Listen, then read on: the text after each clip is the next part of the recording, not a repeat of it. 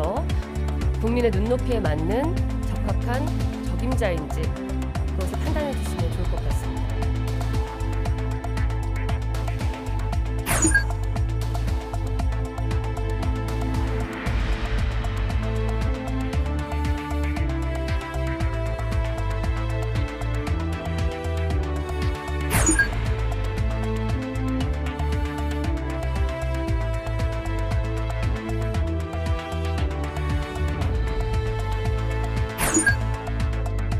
중에 가장 우선순위 중에 하나는 군사 정찰 위성이겠죠. 그건 김정은이 직접 지시를 했고 아직 그것을 완성하지 못했기 때문에 가능성이 높다라고 생각이 됩니다.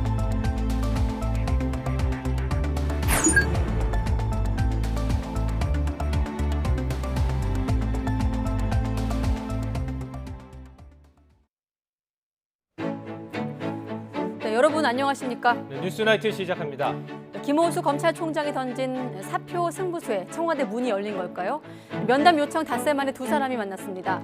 민주당의 입법 시계는 멈추지 않는 가운데 이뤄진 이번 면담, 어떤 의미가 있는지 짚어보겠습니다.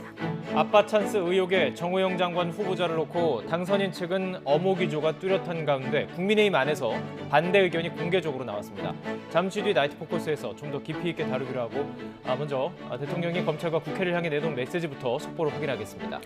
네, 두 사람의 면담은 1시간 넘게 한 70분 정도 진행이 됐고 그 자리에서 대통령은 개혁은 검경의 입장을 떠나 국민을 위한 것이어야 한다면서 국회 입법도 마찬가지라고 강조했습니다. 검찰 수사권 완전 박탈 입법안을 추진하는 더불어민주당과 검찰 모두에게 스스로를 되돌아보고 소통 노력을 기울여야 한다는 메시지를 던진 것으로 보입니다. 청와대 취재기자 연결해서 자세한 내용 알아보죠. 백종규 기자. 네, 청와대 춘추관입니다. 네, 대통령과 김 총장이 만나 70분 동안 면담을 이어갔는데 좀 더 자세한 이야기 전해주시죠. 네, 문재인 대통령과 김호수 검찰총장의 면담은 오후 5시부터 시작돼 70분 동안 이어졌습니다. 이 자리에서 문 대통령은 가장 먼저 검찰 수사권 완전 박탈, 이른바 검수완박 입법과 관련해 개혁은 검경의 입장을 떠나 국민을 위한 것이 돼야 한다며 국회 입법도 그러해야 한다고 말했습니다. 검찰과 정치권 양측 모두에게 자신들의 입장이 아닌 국민 입장에서 이번 사안을 바라보고 접근해야 한다는 메시지를 낸 건데요. 문 대통령은 또 한쪽 편을 들지 않고 검찰과 정치권이 충분한 소통을 통해서 절충안을 마련해야 한다고 당부한 것으로 보입니다. 문 대통령은 이어 국민들이 검찰 수사 능력을 신뢰하는 것은 맞지만 수사의 공정성을 의심하는 것도 엄연한 현실이라는 점도 분명히 밝혔습니다. 그러면서 과거 역사를 보더라도 검찰 수사가 항상 공정했다고 말할 수 없다면서 이 때문에 법제화와 제도화의 필요성이 대두되는 것이라며 검찰에서도 끊임없는 자기개혁과 자정 노력을 기울여야 한다는 점도 강조했습니다. 문 대통령은 또 국회의 입법도 국민을 위한 것이 돼야 한다고 언급한 것은 정치권 역시 거듭 입법 과정을 돌아봐야 한다는 의미를 담은 것으로 보입니다. 결국 검찰과 민주당 양측 모두에게 극한 충돌과 대치가 아닌 대화와 타협에 나서달라고 주문한 것인데요. 이와 함께 문 대통령은 김호수 검찰총장에게는 검찰총장은 지금 상황에 대한 책임이 없으니 임기를 지키고 역할을 다해달라면서 사표를 반려하겠다는 뜻을 거듭 밝혔습니다. 이어 검찰의 의견들이 질서 있게 표명되고 국회의 권한을 존중하면서 검찰총장이 검사들을 대표해 직접 의견을 제출하는 것이 중요하다고 말했습니다. 그러면서 이런 때일수록 검찰총장이 중심을 잡고 검찰 조직이 흔들리지 않도록 마지막까지 최선을 다해달라고 당부했습니다. 문 대통령의 이 같은 발언은 검찰의 집단 반발 움직임은 정치권과 전면전으로 이어질 수 있는 만큼 파국으로 치닫지 않도록 김 총장이 검찰 조직을 잘 설득시켜달라는 의미로 풀이됩니다. 지금까지 청와대 춘추관에서 YTN 백종규입니다. 네, 이렇게 검찰총장이 대통령을 만나서 검찰의 입장을 직접 설명하는 자리가 성사된 셈인데 전국의 고검장들도 오늘 다시 모여서 긴급 회의를 열었습니다. 고검장들은 6시간이 넘는 회의 끝에 김 총장을 중심으로 국회를 설득하는 데 최선의 노력을 다하겠다고 밝혔습니다. 내일은 전국 평검사 대표들이 한 곳에 모여서 검수완박 저지 방안을 모색합니다. 손효정 기자입니다.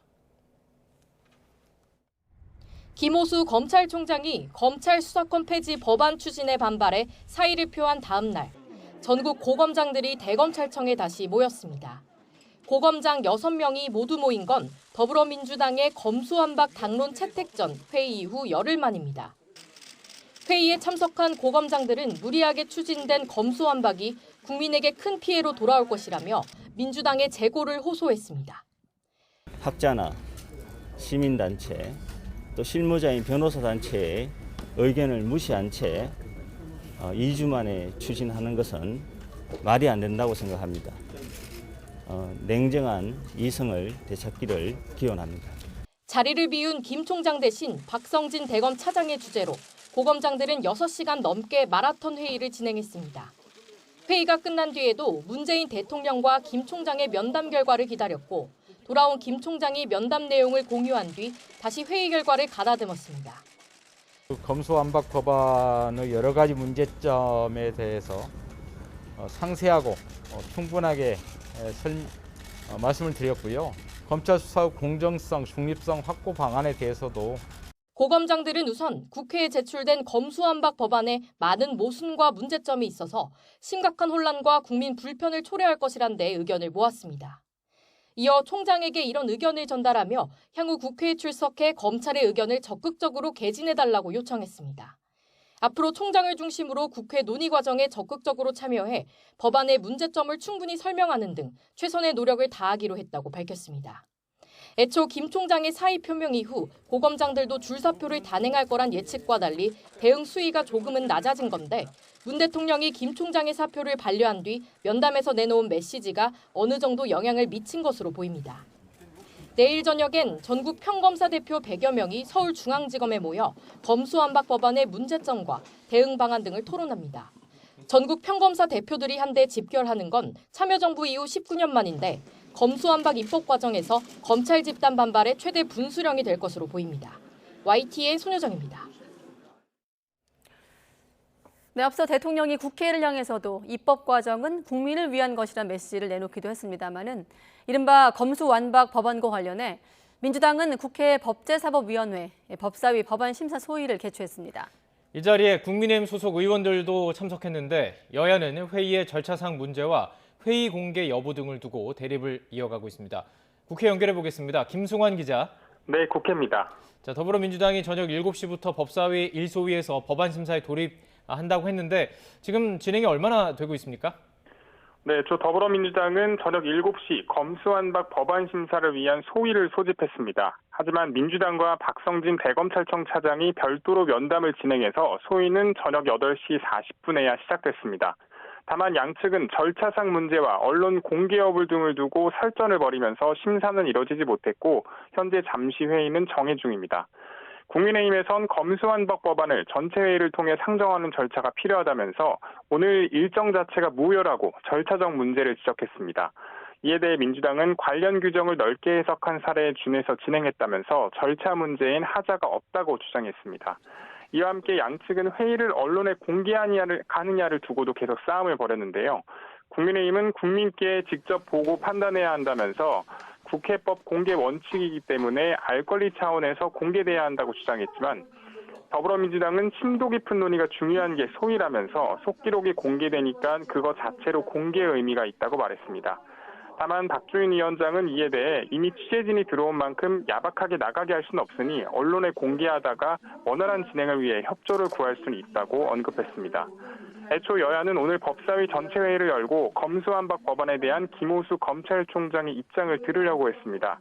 하지만 김 총장이 사의를 표시하고 불출석하면서 회의가 취소됐는데 박주민 위원장이 저녁 7시 법사위 1소위 소집을 발표했습니다.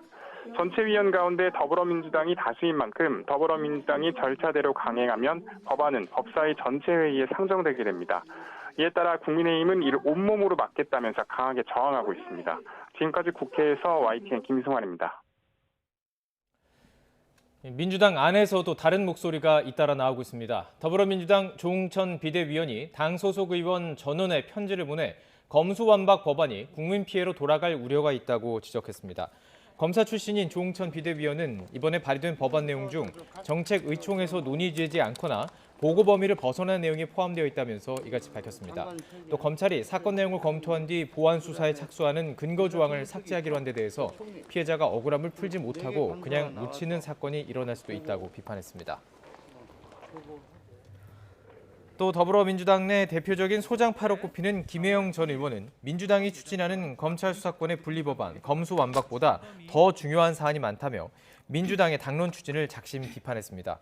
변호사인 김 전 의원은 SNS에서 국가 형사사법 체계에 대대적인 변화를 가져올 이번 법안에 대해서 충분한 논의 과정 없이 국회 의석수만으로 밀어붙이는 것은 큰 혼란과 수사 공백을 가져올 거라면서 이같이 밝혔습니다.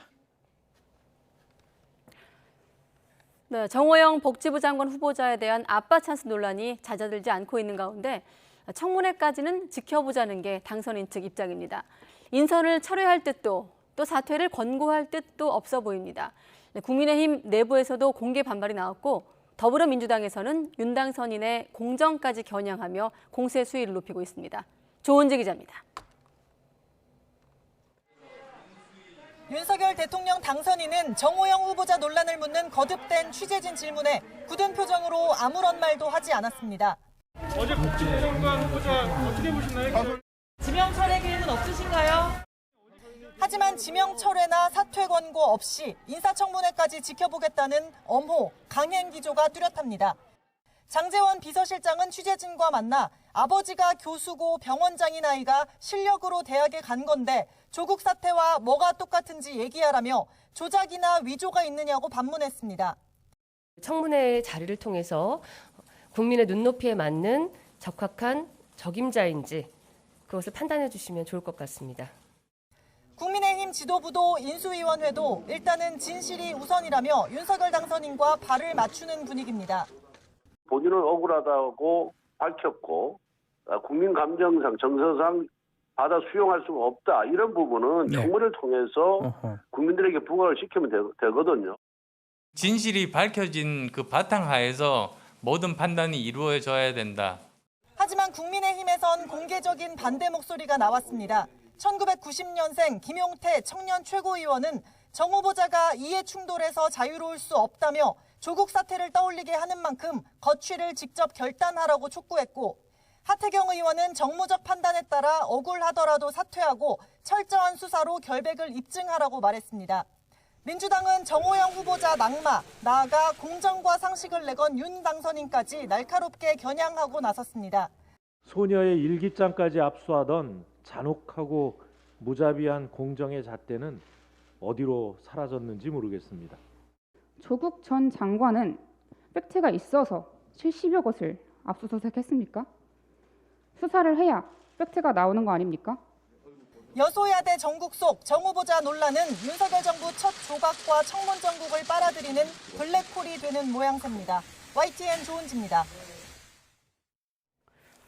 네, 정호영 블랙홀. 그럼 정 후보자에 대한 의혹들을 이어서 짚어보겠습니다. 먼저 논문 연구 참여율이 30%에 불과했던 정 후보자 아들이 참여율이 더 높았던 석박사 과정 연구원들을 제치고 논문의 공저자가 된 것으로 확인됐습니다. 또 2015년엔 신체검사 재검을 받을 때는 6년제 대학 졸업이라고 학력을 잘못 기재해 의도적으로 병역 연기 기간을 늘린 것 아니냐는 의혹도 제기됐습니다. 먼저 김지환 기자가 취재했습니다. 정호영 후보자 아들은 경북대 학부생이던 지난 2015년 10월부터 석 달간 학내 연구 프로젝트의 연구 보조원으로 참여했습니다. 논문 2편의 공동저자로 이름을 올렸고 아버지가 경북대 병원장이던 2017년 같은 학교 의대 편입 전형에 지원할 때 이력에 포함됐습니다. 그런데 민주당 강선우 의원실이 확보한 자료를 보면 아들 정 씨는 8개월간 진행된 연구에 막바지에 참여했고 기여도와 근무 시간 등을 따진 연구 참여율은 평균보다 낮은 30%에 불과했습니다.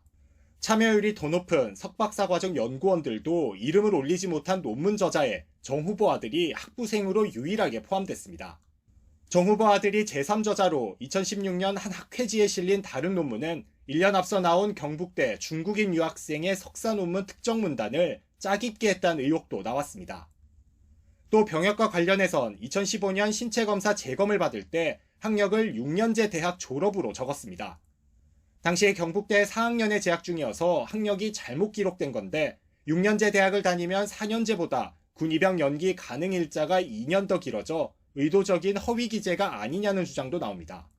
입영 연기를 위해 6년제의 대학 졸업이라고 작성을 했다면 관련 서류를 제공한 경북대와 그리고 허위 서류를 제출한 후보자 아들, 이를 제대로 검증하지 않은 병무청 모두 수사 대상이라 생각합니다. 쏟아지는 의혹에도 정호영 후보자는 자녀와 관련된 모든 의혹을 부인하며 특혜는 없었다고 맞서고 있습니다. 가능컨대 자녀들의 문제에 있어서 저의 지위를 이용한 어떠한 부당행위도 없었으며 가능하지도 않았습니다. 정호영 후보자가 인사청문회에서 해명하겠다고 정면 돌파 의지를 밝혔지만 자녀들의 의혹이 연일 더해지며 논란은 더욱 증폭되고 있습니다. YTN 김지환입니다.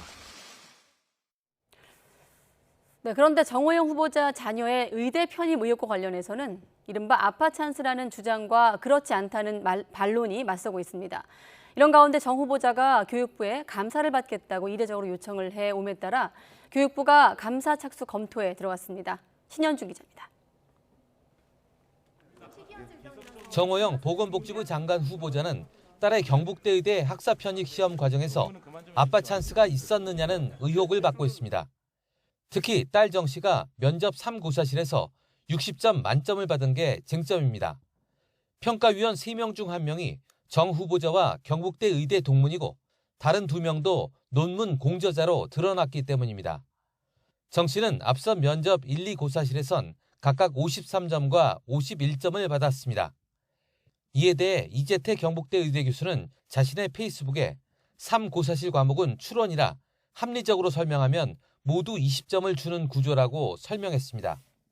또 정 후보자의 딸은 합격자 33명에 들지 못해 예비 후보 5번이었다며 봐주려면 처음에 바로 합격시켜야 했다고 주장했습니다. 정 후보자 측은 3고사실 만점자가 몇 명 더 있었고 딸의 면접평가 순위는 최종 합격자 중 19위로 학사 성적 16위, 영어 성적 11위에 비해 낮은 등수라고 해명했습니다. 아빠 찬스는 없었다고 강조하며 교육부 차원의 진상조사를 요청했습니다. 2중 3중의 투명한 견제 장치가 마련되어 편입 절차가 진행되므로 청탁 등이 불가능한 공정한 구조입니다. 교육부는 경북대 의대에서 감사 요청 공문이 도착함에 따라 본격적인 검토를 시작했습니다. 그러면서 교육부는 입시 문제의 법과 원칙에 따라 엄정하게 대처해왔다며 언론에서 제기한 의혹과 경북대 감사 요청 등을 종합적으로 검토해 판단할 예정이라고 밝혔습니다. 하지만 감사 결과가 나오기까지는 적어도 수개월이 걸릴 것으로 보여 시시비비는 결국 청문회에서 판가름 날 가능성이 커졌습니다. YTN 신현주입니다. 김인철 사회부총리 겸 교육부 장관 후보자가 한국외국어대학교 총장 시절 대기업 사회이사를 겸직하며 1억 원이 넘는 급여를 받은 것으로 나타났습니다.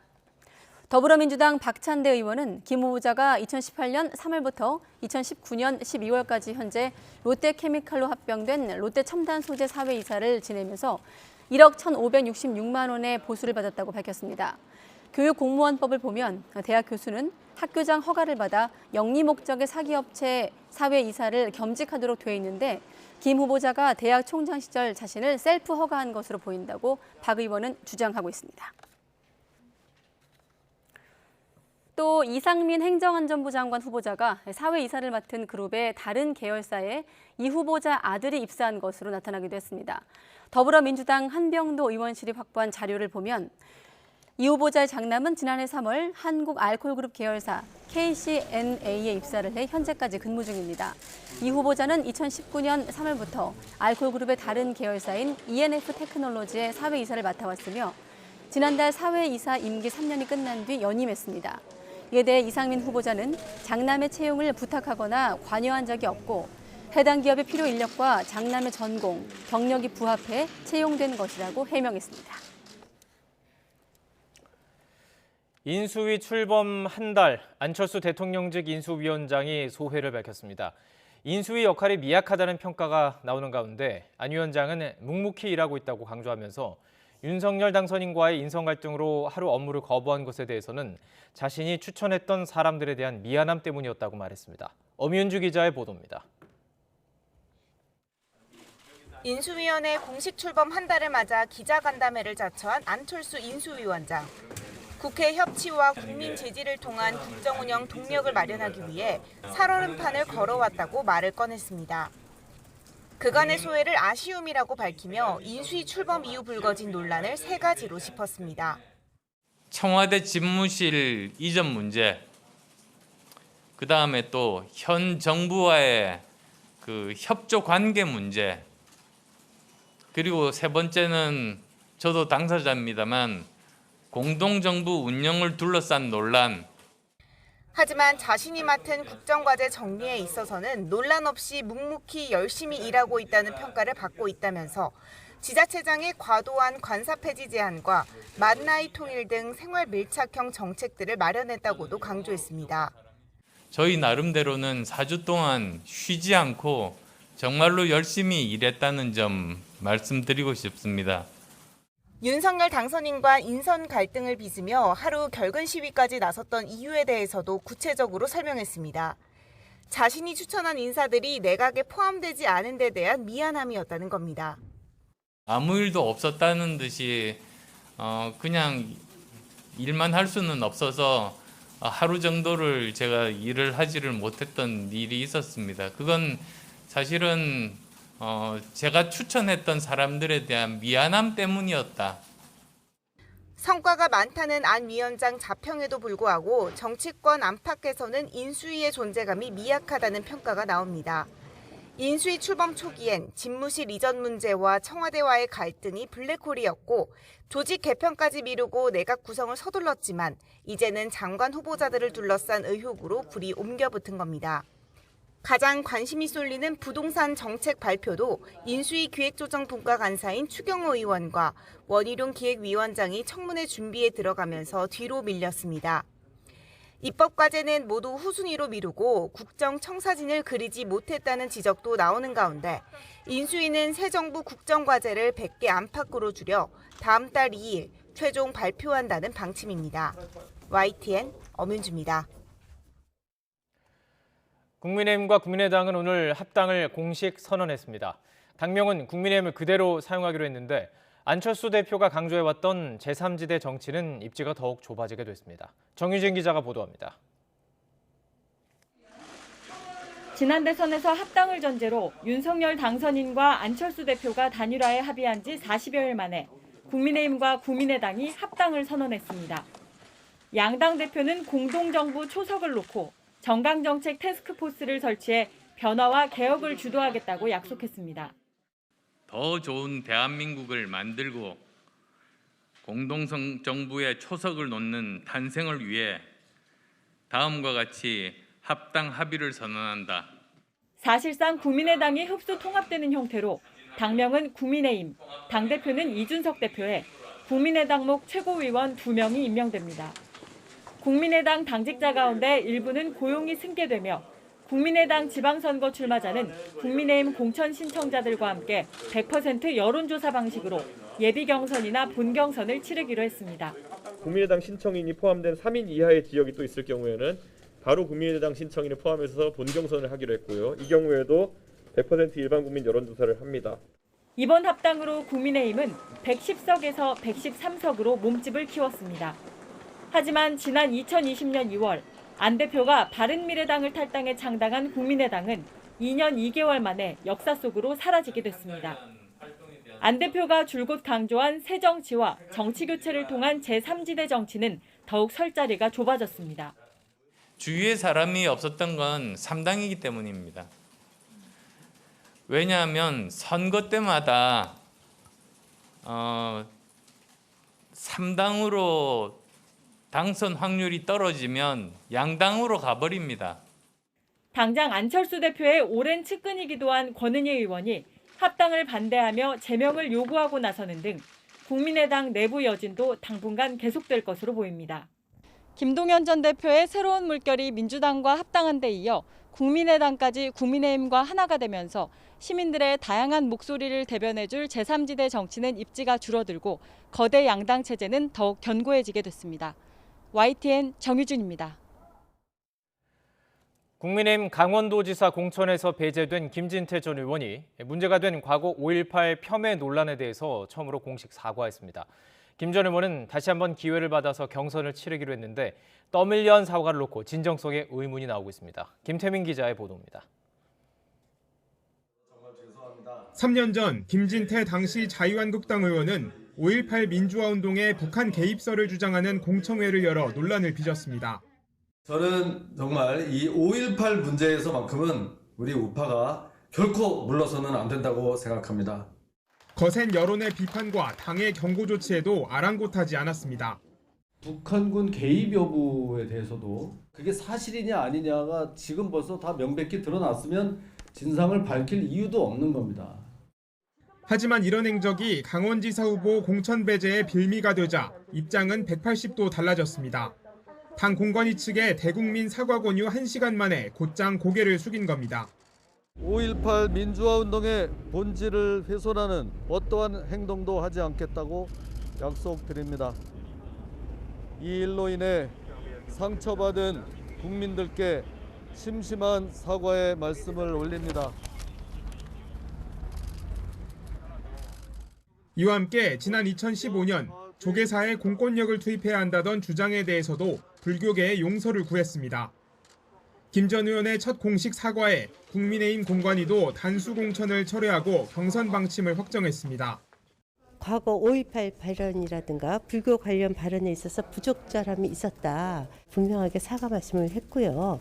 그리고 그것에 대해서 진정성이 있다. 이렇게 공관위원들이 판단을 했고요. 경선 상대인 황상무 전 앵커 측도 당의 결정을 받아들이면서 논란은 일단락됐습니다. 이를 두고 민주당은 김 전 의원과 국민의힘을 싸잡아 비판했습니다.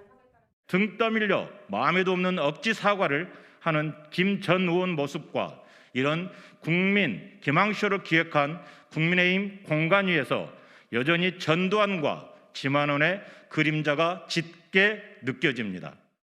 우여곡절 끝에 국민의힘 강원지사 후보는 경선으로 그 윤곽을 가리게 됐습니다. 하지만 김진태 전 의원의 때늦은 사과와 당의 입장 번복은 여전히 그 진정성에 의문부호를 남겼습니다. YTN 김태민입니다. 더불어민주당의 6일 지방선거 경기지사 후보 경선이 김동연 전 새로운 물결 대표와 안민석 의원, 염태영 전 수원시장, 조정식 의원의 4파전으로 치러집니다. 권리당원 50%, 안심번호 선거인당 50%를 반영하는 국민참여 경선으로 진행하고 1차 경선에서 과반 득표자가 없으면 결선 투표를 진행합니다. 민주당은 충북지사 후보로는 노영민 전 대통령 비서실장을 단수 추천하기로 했습니다. 앞서 박지원 공동비상대책위원장이 부동산 문제로 국민을 실망케 한 분들이 예비 후보자로 등록했다며 노 전 실장의 2년 전 과거 아파트 매각 문제를 지적하면서 면접 결과에 관심이 쏠렸지만 단수 추천 후보로 확정됐습니다. 노정희 중앙선거관리위원장이 지난 20대 대선 사전투표 혼선과 관련해서 사의를 표했습니다.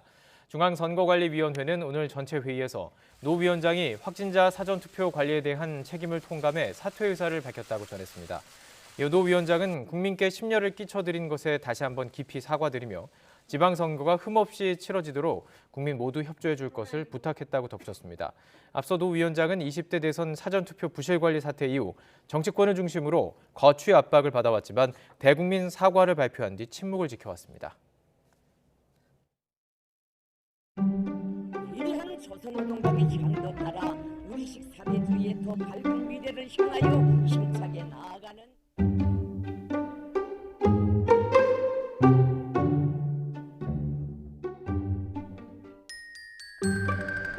조선노동당 총비서이시며 조선민주주의인민공화국 국무위원장이신 경애하는 김정은 동지께서 참석하셨습니다.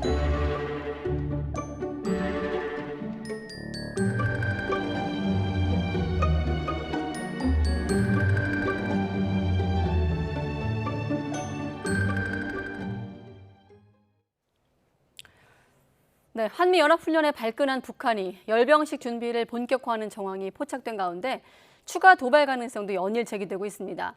우리나라를 방문한 성김 미 국무부 대북 특별대표는 노규덕 외교부 한반도 평화교섭본부장을 만나 북핵 대응 방안을 집중 협의하기도 했습니다. 조수영 기자입니다.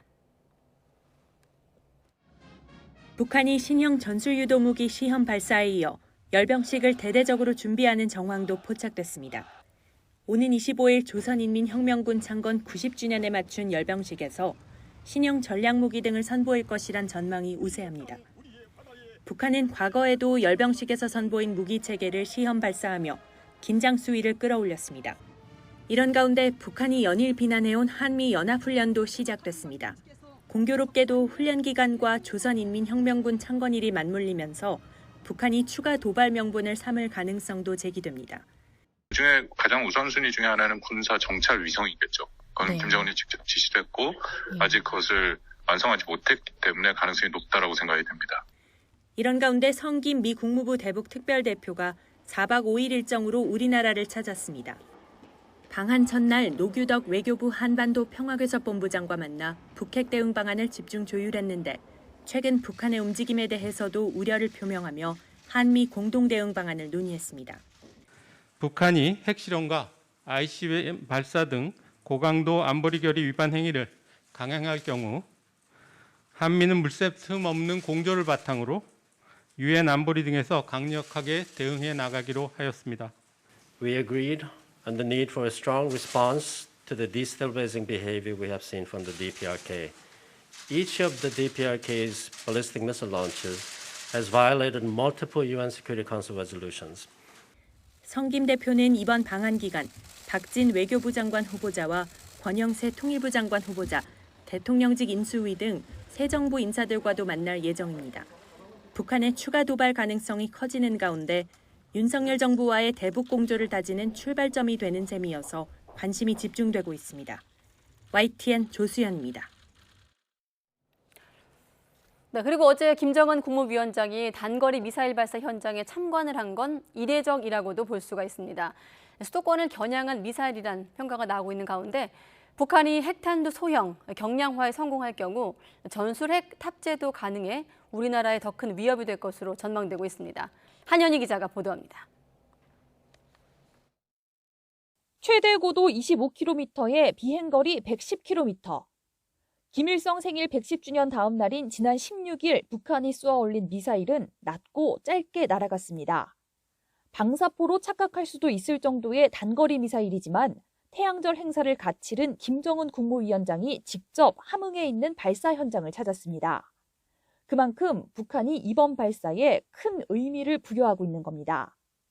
북한이 신형 전술 유도무기라고 명명했는데 우리 레이더망을 피해 수도권을 공격할 수 있도록 저고도 비행을 하는 근거리 미사일로 개발하고 있다는 평가입니다.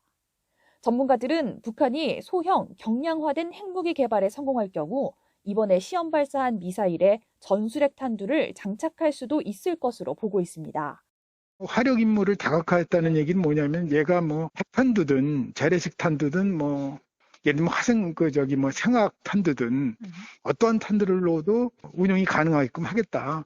그게 뭐 다각화라는 의미걸라요. 최근 북한의 미사일 시험 발사 동향을 보면 중장거리 미사일이 아닌 신형 단거리 미사일 개발에 치중하는 모습입니다. 특히 북한이 전술핵 개발을 위한 핵실험까지 완료할 경우 북한의 핵 위협은 우리에게도 현실이 될 것으로 관측됩니다. YTN 한현입니다. 오늘부터 영업시간이나 사적 모임 인원을 제한하는 거리 두기가 해제되면서 밤을 맞은 도심 식당이나 주점은 손님들로 북적였습니다. 상인들은 2년여 만에 밤늦은 영업에 그동안의 어려움은 잠시 잊고 손님 맞이에 분주한 모습입니다. 현장에 나가는 취재기자 연결해서 알아보죠. 황보혜경 기자. 네, 서울 홍대 거리에 나와 있습니다. 자, 지금 시각이 10시를 조금 넘은 한밤중이죠. 홍대 거리 모습 뭐 좀 다른 게 느껴집니까? 네, 제가 나와 있는 곳은 홍대에서도 식당이나 주점들이 많이 몰려 있는 곳인데요. 몇 시간 전부터 사람들이 테라스에 335 모여 앉아 술잔을 부딪히는 모습을 볼 수 있었습니다. 24시간 영업을 알리는 간판에도 다시 불이 켜졌는데요. 그럼 오늘부터 새벽 영업을 재개한다는 홍대 자영업자의 말을 직접 들어보시죠. 저희 술집 같은 경우는 거의 다 새벽 장사가 태반이기 때문에 새벽 장사를 못하면은 거의 손님을 못 받는 거랑 다름이 없죠. 저희는 항상 기다리고 저희뿐만 아니라 모든 사람이 기다렸던 일이니까 되게 환영을 하는 입장이죠. 홍대에서 삼겹살집을 운영하는 자영업자는 오늘 점심때부터 손님이 늘어난 것을 체감했다면서 직장인들 회식 예약이 증가하면 점차 매출도 회복될 거라고 기대했습니다. 다만 당장 24시간 영업에 돌입하긴 어렵다고 말하는 상인들이 적지 않았습니다. 그동안 정부 거리두기 방침에 맞춰서 영업을 해왔던 터라 새로 인력을 고용하는 등 준비가 필요한 데다 당장 유동인구가 급격히 늘 거라 기대하진 않는다는 겁니다. 실제로 이곳 역시 대로변에 있거나 프랜차이즈 가게들은 사람들로 북적이지만 뒷골목 사정은 달랐습니다. 이미 폐업해 영업을 중단했거나 문은 열었지만 직원들만 모여있는 한산한 가게도 눈에 띄었는데요. 홍대 상인회 관계자는 거리가 이전 모습을 완전히 되찾으려면 최소 석 달은 걸릴 거라 예상한다고 말했습니다. 그러면서 예전 거리두기로 돌아가는 일은 없어야 한다고 목소리를 높였습니다. 방역당국은 이번 거리두기 해제로 방역 긴장감이 떨어질까 봐 우려된다면서 앞으로 2주간 유행 상황을 지켜본 뒤 실외 마스크 해제를 검토하겠다고 밝혔습니다. 지금까지 서울 홍대 거리에서 YTN 황보혜경입니다. 자, 이렇게 오늘부터 거리두기가 해제되면서 방역 긴장감이 느슨해질 것이다 이런 우려도 나오고 있습니다. 정부는 코로나 종식은 아직 멀었다면서 개인 방역이 더 중요해진 시점이라고 강조했습니다. 실외 마스크 해제 여부는 다음 주부터 논의될 예정입니다. 김평정 기자입니다. 마스크 착용만 빼고 사회적 거리두기 대부분이 풀린 첫날, 정부는 과도한 안심은 금물이라고 강조했습니다. 정부는 거리두기 해제가 코로나19의 종식을 의미하는 것은 아니라면서 방역 긴장감이 지나치게 이완돼 완전한 일상으로 가는 분위기가 강해질 가능성을 우려했습니다. 지금은 개개인의 방역 수칙 준수가 중요하고 특히 60세 이상 고령자는 더욱 주의해달라고 당부했습니다. 그러면서도 정부는 거리두기 해제 때문에 유행 감소 추이가 크게 변하지는 않을 거라고 전망했습니다. 현재 신규 환자 감소세는 계속 이어져 일주일 전에 절반가량으로 줄었고 68일 만에 4만 명대로 내려왔습니다. 주말 검사 건수가 줄어드는 걸 고려하더라도 감소폭이 크게 나타난 겁니다. 정부는 유행 상황을 지켜본 뒤 다음 주부터 실외 마스크 착용 의무도 해제할지 여부를 논의할 계획입니다. 지금도 마스크 착용 의무는 실내 전체와 함께 실외에서 다른 사람과 거리가 2m 이내일 때와 집회, 공연 등 사람이 밀집할 때 등으로 규정돼 있지만 일반적으로 밖에서도 꼭 마스크를 써야 한다고 인식되고 있습니다. 해제는 가능하다고 보고요. 다만 고령자라든지 미감염자, 기저질환을 갖고 계신 분들 중에서 몸이 약하다고 생각하시는 분들, 이런 분들은 실외에서도 마스크를 쓰는 거를 권고드리고 싶고요. 안철수 대통령직 인수위원장은 대국민 조사에서 마스크 의무화에 대한 긍정평가가 86%였던 점을 들어 정부에 신중히 판단해달라고 당부했습니다. 가장 효과적인 행정 조치였다고 국민들께서도 평가하고 계신다고 할 수 있습니다. 마스크 착용은 모든 감염병 예방 관리의 기본 수칙이자 최종 방어선입니다. 정부는 이달 25일 코로나19의 감염병 등급을 1급에서 2급으로 내리고 다음 달 23일쯤 확진자 격리 의무까지 해제한다는 방침입니다. YTN 김평정입니다. 국내 항공사들이 국제선 운항 재개를 추진하면서 일상회복 채비에 나섰습니다. 하지만 유가 고공행진으로 국제선 유류 할증료가 역대 최고를 기록하고 최고를 경신하는 등 변수가 적지 않습니다. 최기성 기자의 보도입니다. 대한항공 대형 항공기에 쌓인 묵은 때를 씻어내기 위해 물탱크 차량과 26m 높이까지 오를 수 있는 작업대가 투입됐습니다. 사회적 거리두기 해제 첫날을 맞아 동체와 날개, 엔진 내부를 세척하는 행사를 진행한 겁니다. 설레는 해외여행을 떠나는 고객님들에게 최상의 서비스를 제공함과 동시에 탄소 배출 저감에도 앞장설 예정입니다. 아시아나항공은 탑승객을 찾습니다란 제목의 영상을 제작해 공개했습니다. 코로나19 확산 뒤 달라진 일상에 적응한 시민의 모습을 여행을 준비하고 있었던 고객 모습으로 표현했습니다. 전 세계 입국 완화에 따라 해외여행에 대한 기대감이 높아지면서 여행 재개를 향한 희망의 메시지를 전달하고자 기획하게 되었습니다. 정부의 국제선 노선 증편 계획에 따라 대형 항공사들은 노선 운항을 단계적으로 재개하거나 확대하고 있습니다. 대한항공은 이번 달 프랑스 파리 노선을 주 3회에서 4회로 늘렸고 다음 달에는 미국 로스앤젤레스 노선을 주 12회에서 14회로 증편합니다. 아시아나항공은 이번 달 일본 나고야와 미국 하와이 노선 운항을 재개했고 6월에는 파리와 이탈리아 로마행 운항도 다시 시작할 계획입니다. 항공사들은 고객맞이 준비에 분주하지만 고유가 기조가 이어지면서 국제선 항공권에 부과하는 유류 할증료는 역대 최고 기록을 갈아치웠습니다. 다음 달 대한항공 국제선 유류 할증료는 최소 33,800원에서 최대 256,100원, 아시아나항공 국제선 유류 할증료는 최소 35,400원에서 최대 197,900원으로 오릅니다. 유류 할증료 인상에 해외여행 수요가 몰리면서 당분간 항공권 가격 상승세가 이어질 것으로 보입니다. YTN 최기성입니다.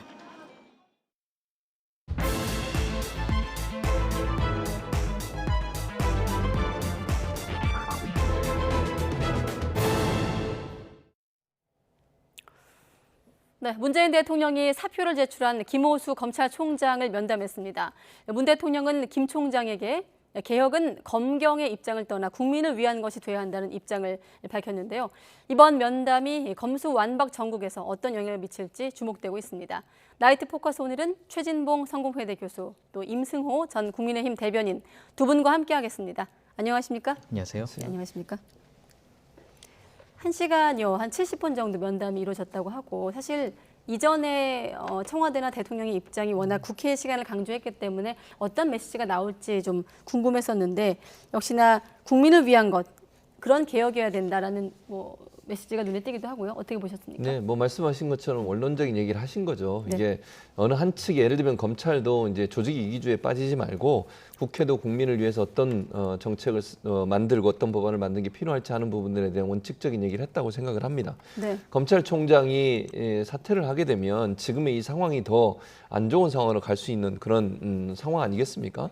그렇기 때문에 이 부분을 일단 어느 정도 좀 숨고르기를 하도록 만드는 게 필요하다고 대통령이 판단하셨다고 생각해요. 그래서 문재인 대통령 입장에서는 임명권자가 일단 검찰총장이나 임기가 보장된 자리 아닙니까? 그 자리인데 중간에 사퇴하고 나왔을 때 이게 얼마나 더 큰 파장을 불러올지 하는 부분에 대한 어떤 속도 조절 이런 부분이 좀 있었다고 봅니다. 다만 사퇴를 반려했다고 해서 어느 한쪽에 힘을 실어줬다 저는 그렇게 보진 않아요. 문재인 대통령 입장에서는 이게 정상적으로 입법 과정은 입법부에서 하는 거니까 그 과정대로 가되 검찰도 충분히 본인들의 의사를 설명하고 그리고 나서 입법 과정에서 어느 정도 조율이 될지 하는 부분들은 두고 봐야 되겠습니다만 어느 한쪽에 힘을 실어주기보다 검찰총장의 사퇴가 불러올 수 있는 더 안 좋은 악화된 상황 자체를 막기 위해서 일단 사표를 반려하고 얘기를 듣는 그런 과정을 가지지 않았나 그렇게 생각을 합니다. 네, 원론적인 입장을 담은 어떤 중재자 역할을 했다라고 평가를 하시는데 그래도 민주당 쪽에서 아무래도 좀 입법 드라이브를 걸고 있어서인지 국회 입법도 국민을 위한 것이라야 된다는 좀 메시지가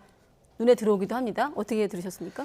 원론적인 입장을 취하신 듯 하지만 저는 검수완박에 대해 조금 더 힘을 실어주는 입장이었다고 봅니다. 지금 말씀하신 것처럼 어떤 입법권에 있어서 국민들을 위한 개혁이다라는 어떤 언급 정도는 있었지만 대부분의 언급을 보면 검찰을 비판하는 데 치중되어 있습니다.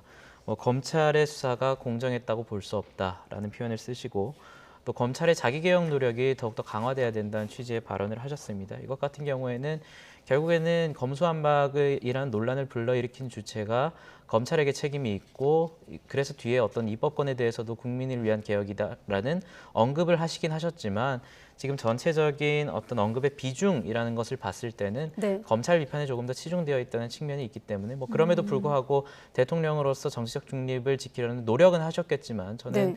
언급의 비중 자체를 봤을 때는 조금 우려스러운 부분은 있습니다. 네, 또 한 가지 또 사표를 반려하면서 중심을 좀 잡아달라. 그것이 임기제 이유다. 흔들리지 않도록 마지막까지 최선을 다해달라는 당부도 했고요. 그렇죠. 그러니까 지금 아까도 제가 잠깐 언급해드렸습니다만 네. 검찰총장이 중간에 사퇴를 하게 되면 그것이 불러오는 파장이 엄청나게 커질 수 있어요.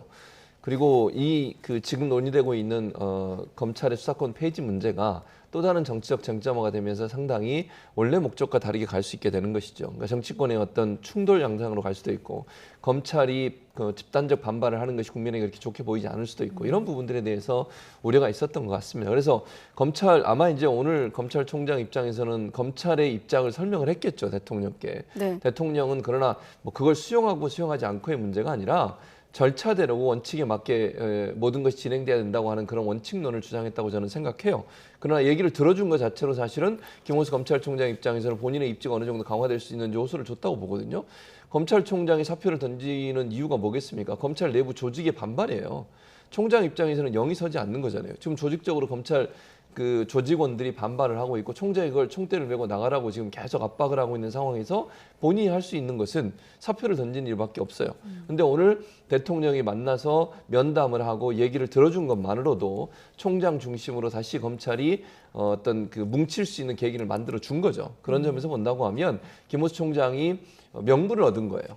즉 밑으로부터 즉 검찰 조직으로부터 사퇴의 압박이 있었음에도 사퇴라는 카드를 통해서라도 결기를 보여준다는 그 압박이 있었음에도 불구하고 대통령과 면담을 통해서 일단 그 조직을 추스릴 수 있는 명분을 가졌기 때문에 제가 볼 땐 당분간 사퇴를 하지 않고 본인이 이제 총장으로서 검찰의 입장을 적극적으로 대변하는 그런 자세를 취하지 않을까 그렇게 생각을 합니다. 네, 사실 사표를 내지 않는 시점에서 봤을 때는 오늘 국회 법사위에도 참석할 예정이었거든요. 그렇게 해서 이제 국회를 설득하는 작업에 나서려고 했었는데, 자 일단 대통령과 총장이 만났습니다. 자 이후 상황을 한번 예상해봐야 될 텐데 두 가지입니다. 검찰의 대응 그리고 여야의 움직임. 그러니까 이제 민주당이 입법 드라이브에 어떻게 좀 속도를 낼 것인가 멈출 것인가 국민의힘 반발까지 좀 짚어볼 텐데, 자 먼저 검찰 분위기. 전국의 고검장들이 총장 중심으로 국회를 설득하는 데 노력하겠다, 국회 논의에 참여하겠다라고 입장을 밝히고 있습니다. 예, 검찰의 내부 분위기는 상당한 위기감을 느끼고 있을 것입니다. 이것을 단순히 어떤 검찰 조직의 일부분의 개혁을 가져가는 것이 아니라 사실상 검찰의 기능을 해체시키는 것입니다. 네. 지금 민주당 층에서는 뭐 경찰과 공수처에 대한 범죄 수사권을 여전히 남겨뒀다라고 하지만 사실상 이것은 의미가 없는 거거든요. 경찰과 공수처에서 수사가 다 이루어진 이후에 그것이 문제가 불거졌을 때 검찰이 일부 살펴볼 수 있다는 것이기 때문에 저는 이것에 대해서는 검찰을 사실상 해체시키는 작업이다. 저는 문재인 대통령이 방금 어떤 회동에서 말한 검찰의 자정 노력, 이것도 검찰은 새겨들을 필요는 있다고 봅니다. 하지만 지금 국민의힘과 검찰 등등이 말하고 있는 것은 그 방법이 매우 잘못됐다는 것을 얘기하고 있거든요. 대통령제에서 대통령제에 폐해가 있다고 해서 우리가 대통령을 해체시키거나 대통령이 직을 없애지는 않습니다. 그렇기 때문에 이 문제에 대해서는 어떻게 검찰의 기능을 보완하고, 예를 들어서 검찰총장이 임명 요건을 강화한다든지 이런 식으로 통제할 수 있는 방안을 생각해야지, 잘못이 생겼다고 검찰의 기능 자체를 해체시킨다는 것은 결국에는 수사에 공백이 생기고 경찰에게 수사권이 독점됨으로써 억울한 피해자가 발생했을 때 그것을 구제할 수 있는 수단이 없어지는 거거든요. 그래서 이 문제에 대해서는 지속적으로 명분에 있어서는 뭐 일부 동의하는 부분도 있겠지만 네. 방법이 매우 잘못됐기 때문에 그 지점은 분명히 다시 살펴봐야 될 것 같습니다. 네, 오늘 고검장들 회의에서 내일 또 평검사 회의도 주목이 되는데 한 100여 명 정도 참석할 예정이고, 검찰이 지금 시점에서 할 수 있는 어떤 설득이나 호소의 과정은 국회가 될까요? 어떻게 보십니까? 그러니까 지금 상황에서 이제 저렇게 집단적인 행동을 하는 건 저는 개인적으로 좀 좋은 모습이나 보이진 않아요. 다만 이제 조직 차원에서 그런 부분에서 본인들의 의사를 전달하는 방법으로 한다고 하면 국회에 전달을 해야 되겠죠. 총장이 일단 이제 매개체가 돼서 국회와 논의하고 국회 검찰의 입장이 뭔지, 왜 이런 부분들에 반대하고 있는지 하는 부분에 대한 의견을 전달할 수 있다고 저는 봅니다. 이해관계자이기 때문에 그 입장 전달마저도 차단됐다고 저는 보지 않아요. 그러니까 검찰은 충분히 검찰의 입장을 전달하고 또 경찰은 경찰의 입장을 전달하고 그걸 가지고서 국회에서 논의를 해야 되겠죠. 그리고 어떤 방법이 가장 좋을지, 또 우리가 되는 부분이 뭐가 있을지, 또 법안을 논의하는 과정에 혹시나 허점이 있거나 아니면 좀 부족한 부분이 있으면 바꾸기도 하고 개정도 하고 이러면서 나가야 되는 거 아니겠어요? 네. 그러니까 지금 상황에서는 법안이 발의가 있는 상태지만 그 법안을 논의하는 과정에 일정 부분 변화가 있을 수도 있다고 저는 봐요. 내용상에 있어서. 그러니까 검찰은 그 내용의 변화를 위해서 적극적으로 노력하고 본인들의 의사를 전달할 필요가 있다. 아마 이제 국회를 통해서, 왜냐하면 검찰은 어쨌든 행정부의 한 부서이잖아요. 청이잖아요. 네. 그리고 입법부는 국회로서 역할을 하는 거예요. 그 자체를 뭐 어떻게 뭐 물리적으로 방해할 수 있는 부분은 아니에요. 삼권 분립이 돼 있기 때문에. 다만 아까 말씀드린 것처럼 이해관계자인 검찰 입장에서 본인들의 의사, 왜 이렇게 주장하고 뭐가 문제라고 생각하는지, 어떤 문제가 국민에게 피해가 된다고 생각하고 있는지 하는 부분들을 잘 설명해서 국회를 설득하는 과정이 반드시 필요하다. 총장이 나서서 아마 그런 일을 하지 않을까 그렇게 생각을 합니다. 방금 교수님 발언 속에 내용 수정의 여지가 있다고 하셔서 좀 궁금한데 여야 원내대표 발언 듣고 나서 또 추가 질문 드리도록 하겠습니다. 검수완박 놓고 공방이 계속되고 있습니다. 여야 원내대표 얘기 한번 들어보시죠. 수십 년 동안 대선이 있을 때마다 검찰 개혁을 향한 국민의 요구는 분출하였고 대선 공약으로도 채택됐습니다. 그러나 번번이 논의가 더 필요하다, 시기상조다, 정략적이다라는 보수정당, 검찰, 보수 언론의 삼각 저항 카르텔에 막혀 좌절되어 왔습니다. 이번에는 매듭지어야 합니다. 경찰은 연간 12조 원의 예산을 사용하고 있는 거대 조직입니다. 과거 국가정보원이 갖고 있었던 국내 정보 기능과 함께 대공수사권까지 보유하고 있습니다. 거대한 경찰 조직이 만약 수사권까지 독점한다면 중국 공안과 같은 무소불위의 정보 수사기관이 될 것입니다. 네, 민주당은 지금 계속 4월 처리 못하면 기회가 없다. 지난번에 이제 의원들 모여서 한 발언 중에서 4월 22일은 다시 돌아오지 않는다. 뭐 이런 얘기를 했던 것도 기억이 나고 어떻게 좀 보십니까? 뭐 방금 박홍근 원내대표의 언급에 대해서 좀 평을 하자면 여전히 대선 이후의 진단을 굉장히 잘못하고 계시다. 검찰개혁의 요구, 국민적 요구는 있을 수 있습니다. 하지만 앞서도 말씀드렸다시피 이런 방식은 아니다라고 모두 외치고 있는 것이고 지금 말씀하신 것 중에 뭐 보수 정당과 뭐 보수 언론의 카르텔에 막혔다 이런 식으로 얘기를 하고 있는데 김호수 총장 같은 경우에도 문재인 정부 하에서 임명한 총장이고 네. 정의당 같은 경우에도 시기나 방법이 매우 잘못됐다라고 비판을 하고 있습니다. 정의당이 언제부터 보수 정당이었습니까? 지금 민주당 빼고는 모든 단체들과 모든 정당들이 굉장한 우려를 표하고 있고 심지어 지금 민주당 안에서도 조응천 의원이라든지 김혜영 의원이라든지 소신파로 분류되는 분들은 굉장히 반대의 목소리를 내고 있습니다. 또 얼마 전에도 이 문제에 대해서 당이 굉장히 잘못된 방향으로 가고 있다라는 청년 비대위원장 그리고 청년 비대위원들의 목소리를 오히려 묵살하는 방식으로 지금 가고 있거든요. 그래서 이 문제에 대해서 민주당이 좀 더 귀를 열 필요가 있고 저는 결국에는 이 법안은 추진되기는 힘들 거라고 봅니다. 그리고 민주당 의원들도 그걸 굉장히 잘 알고 있다고 봅니다. 대표적으로 하나만 보더라도 지금 뭐 압수수색의 영장 청구권자에서 검사를 삭제한다고 얘기를 하고 있는데 헌법에서 영장 청구권을 검사가 가지고 있는 것은 명시되어 있는 상황입니다. 그래서 이거 같은 경우는 이런 식으로 통과가 되게 된다면 굉장히 빠르게 위헌 판결이 날 수밖에 없기 때문에 민주당 의원들도 법조인 출신들이 굉장히 많고 이 부분을 모르지는 않을 것이라고 생각을 합니다. 그래서 저는 일종의 정치적 퍼포먼스를 하고 있는 것으로 보고 이것을 설마 진의로 이대로 통과시킬 것이라고는 생각하지 않습니다. 좀 귀를 좀 열어야 된다 말씀하셨는데 이런 부분이 아닐까 싶어요. 당내에서도 조응천 의원 같은 경우는 비대위원, 당 의원들에게 편지를 썼습니다. 검수완박이 피해가 우려되고 있다라는 편지를 쓰기도 했고 김혜영 전 의원, 뭐 소장파, 소신파로 꼽히는 의원인데 검수완박보다 중요한 사안이 많다라는 어떤 당내 안에 신중론도 제기되고 있습니다. 한 명은 검찰 출신, 한 명은 변호사 출신으로 알고 있거든요. 네, 맞습니다. 지금 뭐 내부에 그런 말씀을 하시는 분들이 있죠. 네. 근데 이제 지금 상황에서 민주당이 이걸 중단할 수는 없는 상황이라고 저는 봐요.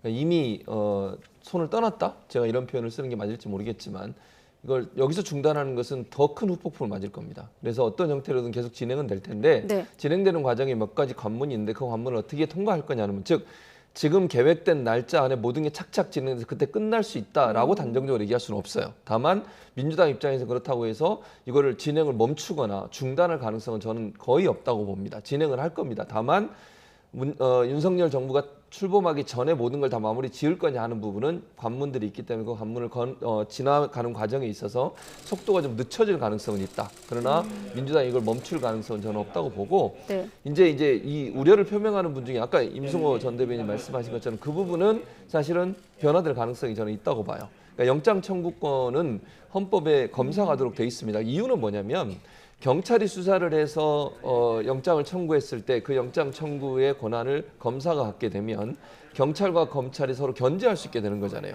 경찰이 제대로 수사를 안 하거나 아니면 무고한 사람을 어떤 형태로든 만약의 경우에 그렇게 했다고 하면 그걸 견제할 수 있는 수사는 영장 청구를 할지 말지를 결정해 주는 건데 이번에 이제 법에 보면 영장 청구를 신청하는 주체를 경찰로 해놨어요.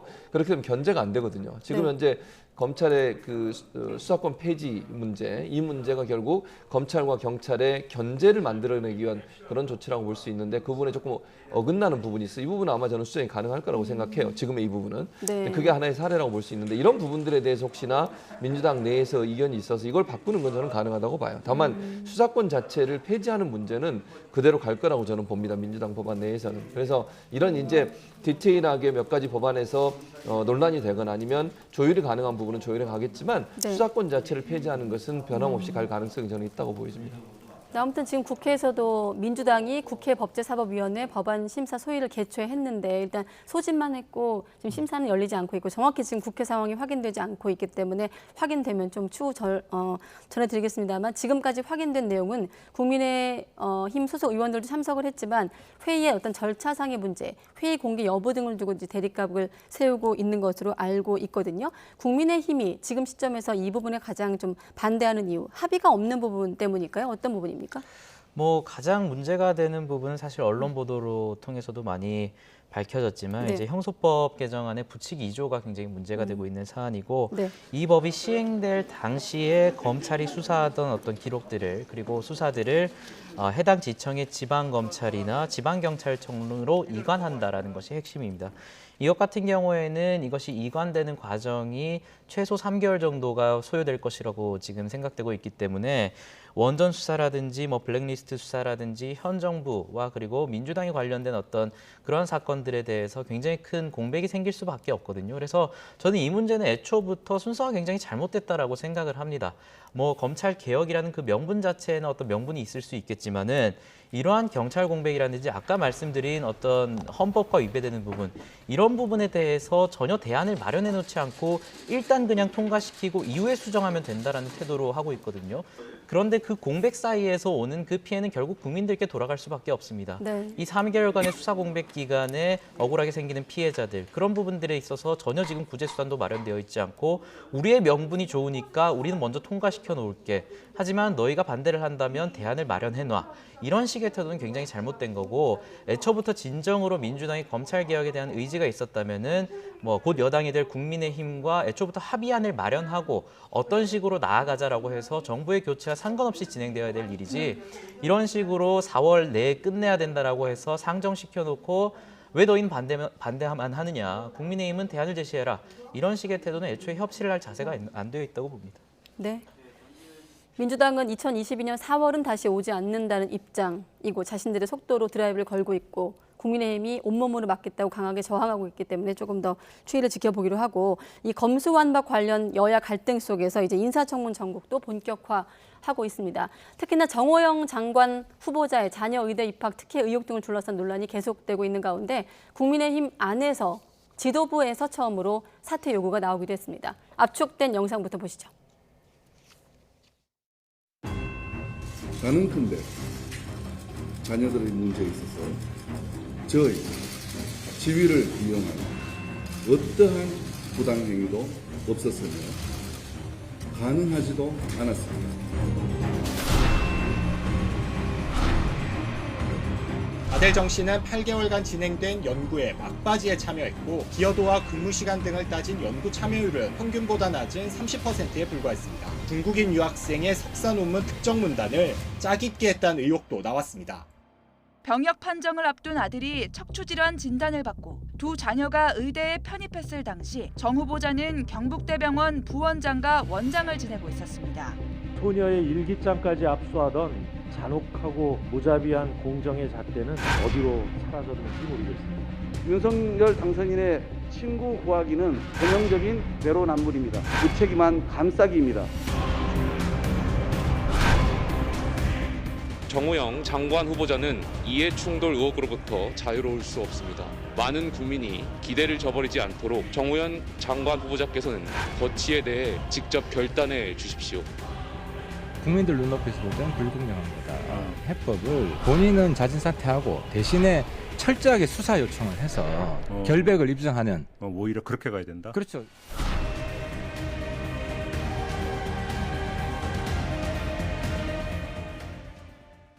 네, 커지고 있는 사퇴 요구, 후보자 아들의 경북대 입대, 의대 편입과 관련한 또 새로운 의혹이 제기됐습니다. 일단 좀 단도직입적으로 지금 정호영 후보자 사퇴와 관련해서 국민의힘이나 당선인 측은 어떤 사퇴를 권유하는 것도 또 인선을 철회하는 것도 일단 보류하고 있는 상황이거든요. 어떻게 보십니까? 큰 틀에서? 저는 그 부분은 상당히 윤석열 당선인에게 부담이 될 거라고 생각합니다. 이게 국민들의 관점에서 봤을 때 그 윤석열 당선인이 지금까지 예를 들어서 총장을 하다가 야당의 대선 후보가 되고 당선되기까지 국민들이 윤석열 당선인에게 기대했던 것은 공정, 상식, 정의라고 하는 겁니다. 네. 조국 전 장관 가족 관련된 수사를 통해서 그런 이미지가 생겼고 그런 이미지를 가지고 당선까지 된 거거든요.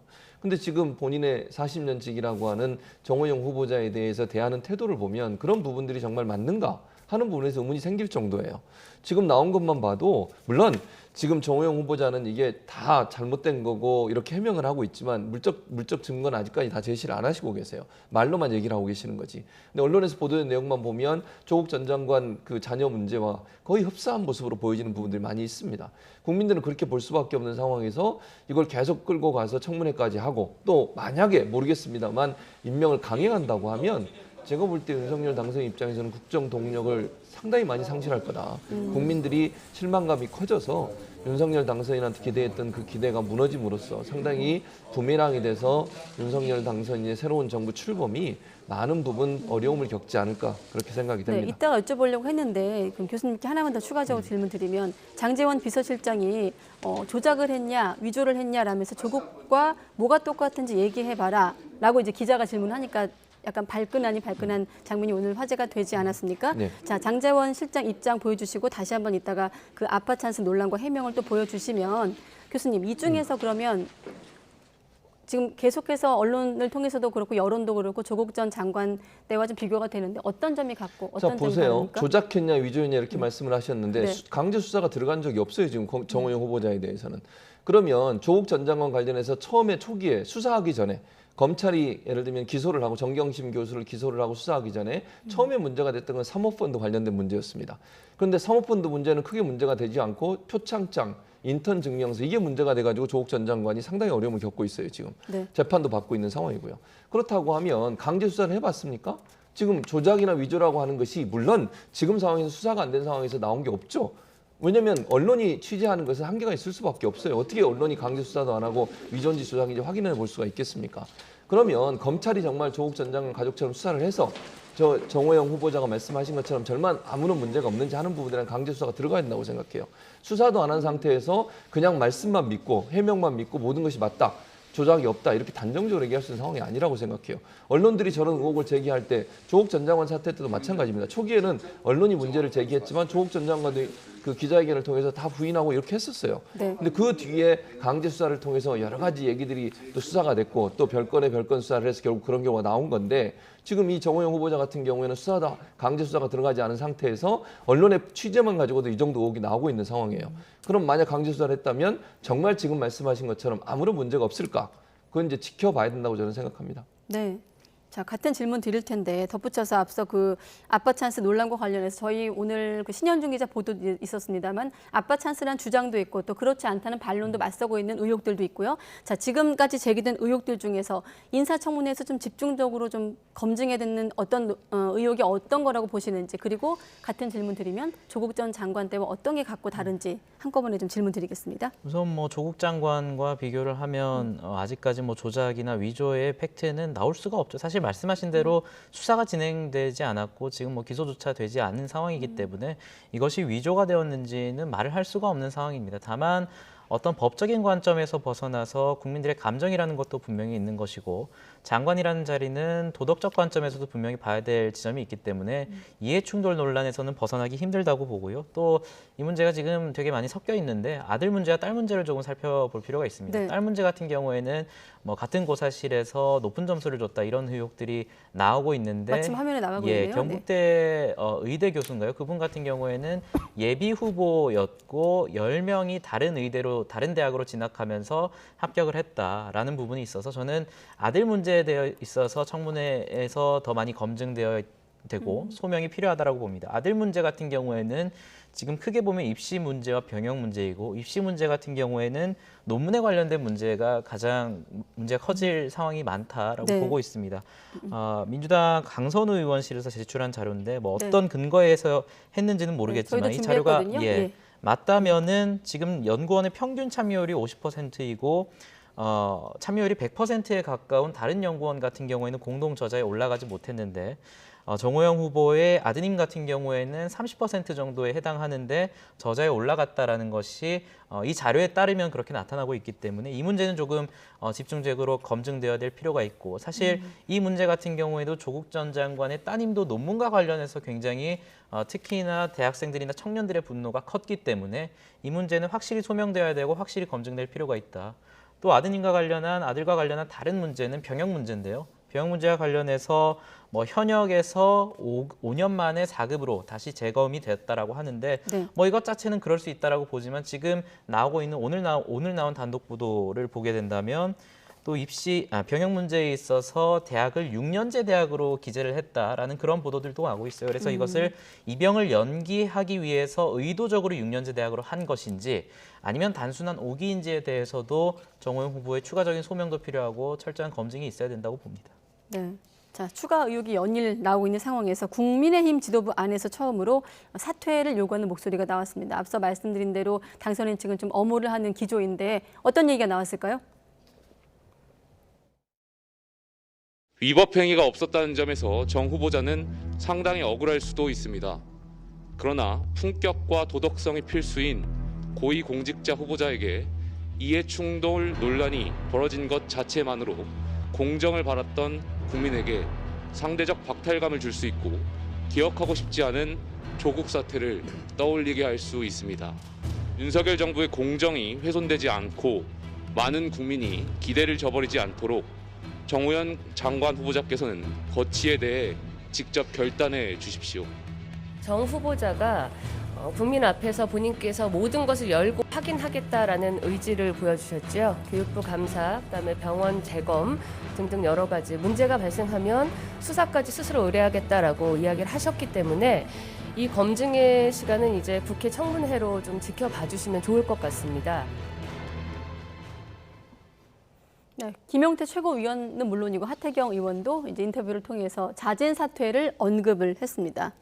이런 목소리가 좀 더 확대될까요? 왜냐하면 지방선거를 좀 앞두고 있는 시점이기도 하기 때문에. 당연하죠. 국민의힘은 사실은 상당히 긴장할 수밖에 없어요. 이 문제가 어떻게 풀리냐에 따라서 앞으로의 국민의힘은 선거를 계속 치러야 되잖아요. 지방선거도 그렇고 이제 내후년인가 2년 후면 또 총선도 치러야 되는 상황이에요. 그 당의 지지율이 떨어지게 되면 의원들 입장에서 또 뭐 이제 의원으로서 계속 출마를 해야 되는 분 입장에 상당히 긴장할 수밖에 없는 거죠. 뭐 윤석열 당선인 입장에서야 이제 5년 동안 대통령직을 수행하시면서 더 이상 선거를 치르지 않으시겠지만 당에서는 상당히 긴장해서 볼 수밖에 없습니다. 이게 국민에게 어떤 판단이 내려질까, 여론에 어떤 영향을 미칠까 하는 부분, 이런 부분들은 상당히 긴장하면서 볼 수밖에 없는 상황이고, 이 정호영 후보자 한 분을 데리고 가기 위해서 결국 이제 당이 입어야 되는 피해가 너무 클 수 있다는 점에서 긴장을 하는 거죠. 그러다 보니까 저는 내부적으로 이런 반발의 목소리나 아니면 문제를 제기하는 목소리들이 있다고 보여지고, 앞으로 저는 더 많아질 거라고 생각해요. 만약에 지금 정호영 후보자가 사퇴를 안 하시고 계속 청문회까지 가고 또 임명까지 강행한다고 하면 당내에서 상당히 많은 반발이 일어날 가능성이 있다. 그것은 왜냐하면 당은 앞으로 국민의 여론의 영향을 받으면서 계속 정치 활동을 해야 되는 정치 결사체잖아요. 그 결사체가 받을 수 있는 피해를 생각한다고 하면 이 문제를 그냥 뭐 당선인이 원하시니까 그대로 추진해 간다. 그렇게 하기는 상당히 어려움이 있을 것으로 생각을 합니다. 네. 뭐 저는 이 문제가 윤석열 정부의 첫 굉장히 큰 과제가 되었다라고 생각을 합니다. 사실 윤석열 당시 총장이 대선 후보로 부각되었던 이유가 사실 조국 사태부터 시작됐다라고 해도 과언이 아니거든요. 네. 그렇기 때문에 새로운 정부에서의 화두라는 것은 공정과 상식, 그리고 그 기준이 굉장히 높아졌다라고 예상을 하고 있는 상황이었고, 장관을 임명하는 과정에서 이러한 과정을 한 번쯤은 거칠 것이다라는 예측은 있었습니다. 다만 그 시기가 굉장히 좀 이른 것은 분명히 사실이고 그래서 좀 현명하게 이 문제를 굉장히 좀 빨리 풀어나갈 필요가 있다라고 봅니다. 특히나 지금 지방선거가 굉장히 앞으로 다가온 상황에서 지금 지방의 의제들이 전혀 주목을 받지 못하고 있습니다. 중앙의 의제들, 뭐 한동훈 후보의 청문회라든지 정호영 후보의 청문회라든지 아니면 검수완박과 관련한 논란들만 계속해서 집중되고 있어서 이 문제들이 계속해서 지방선거 이전까지 계속해서 이어진다면 지방선거에도 큰 영향을 줄 수밖에 없고 지방선거에서 각 후보자들이 굉장히 좋은 정책을 내놓더라도 이 문제에 대해서 현명하게 풀지 못하면 굉장히 큰 영향을 받을 수밖에 없거든요. 이것은 지방선거를 오랫동안 준비해온 후보자들에 대해서도 굉장한 타격이 될 수 있기 때문에 이 문제를 좀 빨리 슬기롭게 해결할 필요가 있다라고 보고요. 뭐 특히나 정호영 후보의 경우에는 기자분들의 기자회견 이전의 질문에 어떤 아버지가 서울대면 자녀는 서울대를 가면 안 되냐, 사실 그런 문제가 아니거든요. 공정한 방법으로 누구나 납득할 수 있는 방법에 의해서 가야 된다는 게 주요 요지고, 그래서 이런 식의 인터뷰보다는 좀 더 정제된, 그리고 좀 더 계속해서 터지고 있는 이런 의혹들을 무마시킬 수 있는 적극적인 해명이 빨리 필요하다고 봅니다. 네. 그렇다 보니 조국 전 장관으로도 시선이 모아지고 있습니다.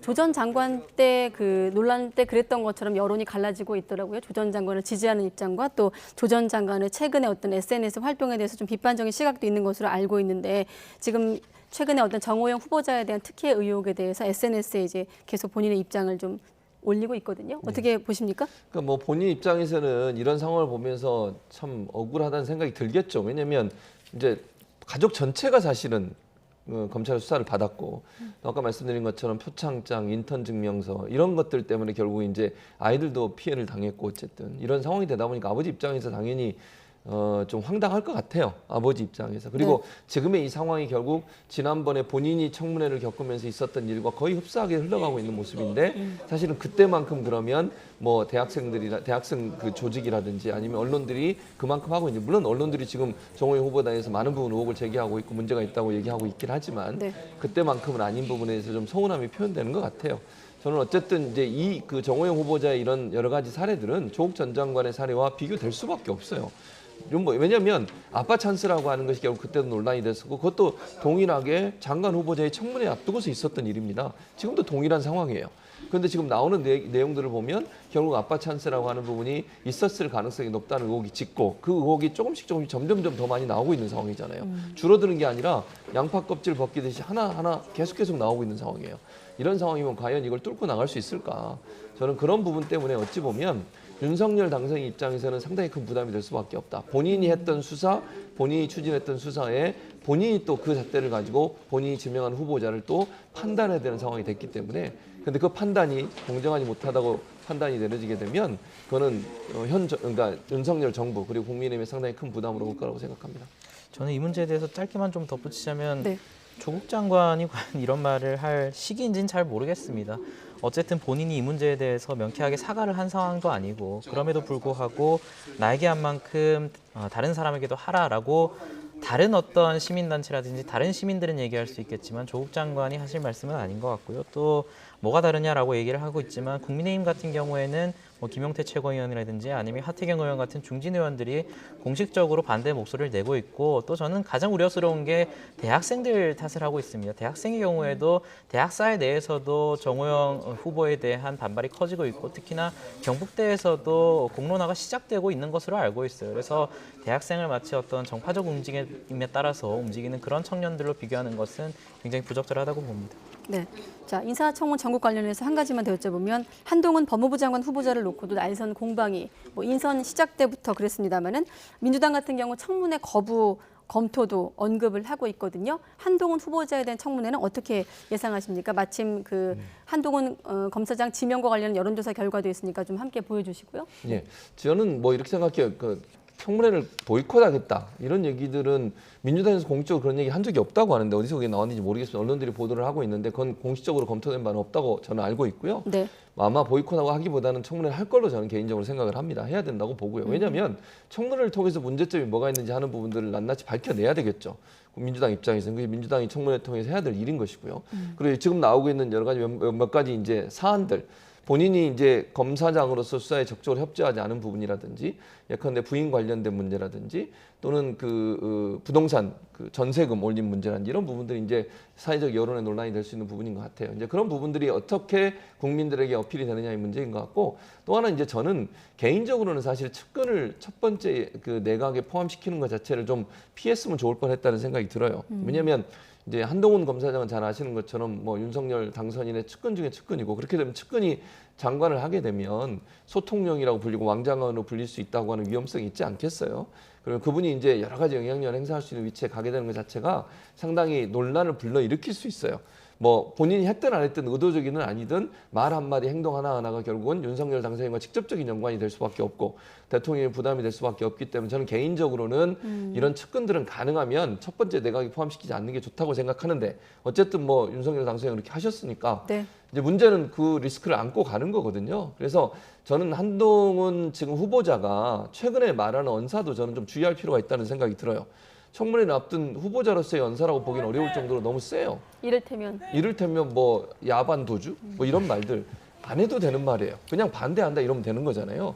다 알아듣는데 그런 말과 너무 강한 언어를 쓰는 것은 사실은 여론에 좋은 영향을 미치지 않을 거라고 저는 봅니다. 네. 그렇지 않아도 측근이라고 우려가 많은데 그런 부분에 좀 겸손한 모습을 보이는 게 필요하다고 생각합니다. 야반 도주는 이제 검수완박에 대한 어떤 예. 입장을 표현한 것으로 알고 있고 앞서 그 민영배 의원 인사청문 TF 단장이거든요. YTN 라디오에서 한동훈 후보자는 확신범이라면서 인사청문회 거부를 검토하고 있다라고 밝힌 바 있고요. 예. 대변인님 어떻게 보십니까? 뭐 민주당에서도 인사청문회 준비 TF 단장을 하신 분이 뭐 검토까지 했다고 하니 사실상 그런 움직임이 있었던 것 같습니다. 그래서 저는 이런 움직임이 오히려 한동훈 후보를 민주당이 두려워하는 모양새를 보여준다라고 생각을 해요. 본인들을 그렇게 잘못된 후보라고 생각을 하고 자격이 없다라고 생각을 한다면 네. 청문회를 통해서 그것을 낱낱이 밝히고 검증할 생각을 해야지.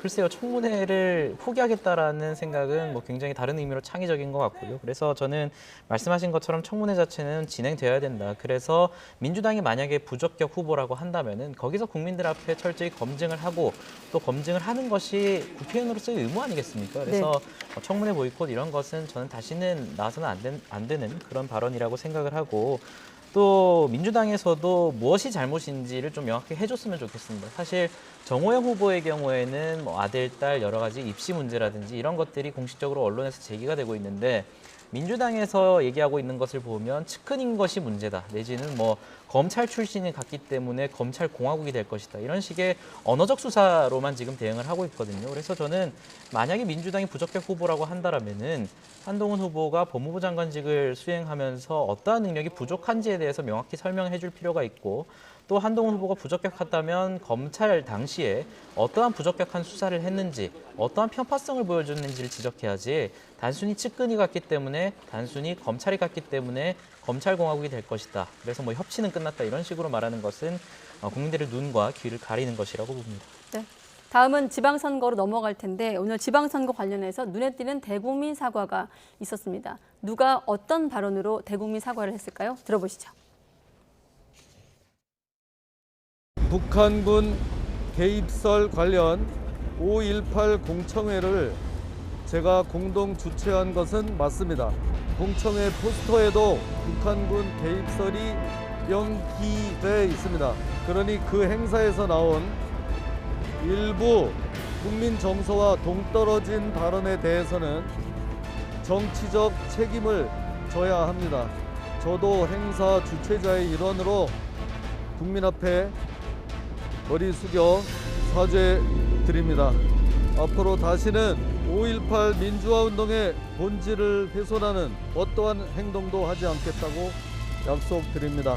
이 일로 인해 상처받은 국민들께 심심한 사과의 말씀을 올립니다.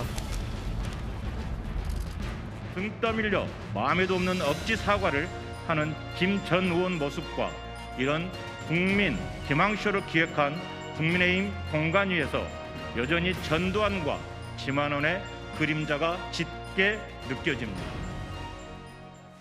네, 사과를 한 사람은 김진대 전 의원이었습니다. 국민의힘 강원지사 후보 경선이 이제 김 전 의원과 황상무 전 KBS 앵커 2파전으로 치러지게 된 상황에서 대국민 사과가 나왔는데 민주당이 등 떠밀려 한 억지 사과라고 했거든요. 누가 등을 떠민 겁니까? 그러니까 이게 공관위에서 그렇게 한 등 떠밀었다고 표현을 할 수 있을지 모르겠어서 네. 공관위가 어떤 발표를 했냐면 민주당 표현입니다. 예. 예, 공관위 같은 경우는 이렇게 얘기했죠. 처음에는 공천 탈락을 시켜버렸어요. 왜냐하면 그 발언이 논란이 돼가지고 국민적 정서에 맞지 않는 발언을 한 사람은 공천 안 한다. 예를 들면 그런 기준 가지고 예선 탈락을 시켰는데 그래서 지금 국회 앞에서 계속 농성하고 있었거든요. 근데 공관위에서 결정하기를 그러면 경선 할 수 있도록 해줄 테니까 네. 사과해라. 그래서 지금 사과를 한 거예요. 그러니까 이제 민주당 입장에서는 저게 마음이 정말 진심으로 사과하는 것일까. 갑자기 천막에서 농성하시다가 공관위가 그런 결정하니까 나와서 사과를 했다. 그것도 3년 만에 지금 사과한 거거든요. 3년 전에 일이 있었고 그때도 얼마나 많은 논란이 있었습니까. 근데 그 뒤에도 본인은 입장을 바꾸신 적이 없어요. 한 번도 3년 동안.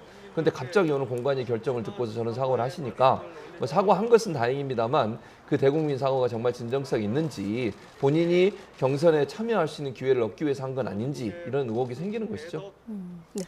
예, 뭐 사과의 진정성의 척도는 측정할 수가 없는 것인데 그래서 뭐 김진태 의원의 사과가 늦었다라는 비판은 뭐 수용할 수 있겠습니다만 앞으로 이 문제가 불거질 때 김진태 의원이 지속적으로 일관적인 태도를 보이는지에 따라서 진정성은 측정할 수 있다라고 봅니다. 다만 지금 민주당에서는 뭐 공관위에서 기획했다라는 식으로 얘기를 하고 있는데 저는 이런 식의 표현은 부적절하다라고 봅니다. 기획서를 얘기하고 싶다면 모종의 거래가 있었다라는 것인데 객관적 근거에 의해서 좀 말씀하실 필요가 있다라고 보고요. 네. 또 민주당에서는 지금 뭐 박지원 공식 비대위원장이 공식적으로 뭐 부동산 문제에 있는 책임 있는 분들, 문재인 정부의 책임 있는 어떤 정책 실패에 있는 분들은 출마를 하면 안 된다라고 공식 선언까지 하셨지만 이것을 무시하고 다들 출마를 하고 계시거든요. 그래서 저는 민주당 차원에서도 그 문제에 대해서 공식적으로 사과하신 분들이 없는데 민주당에서는 그냥 대놓고 그렇게 공천을 신청하고 또 컷오프를 시켜주고 그런 식의 행태를 보이는 차원에서 저희 국민의힘의 어떤 이런 자정작용 노력 자체에 대해서 폄훼하는 것은 조금 부적절하다고 보고요.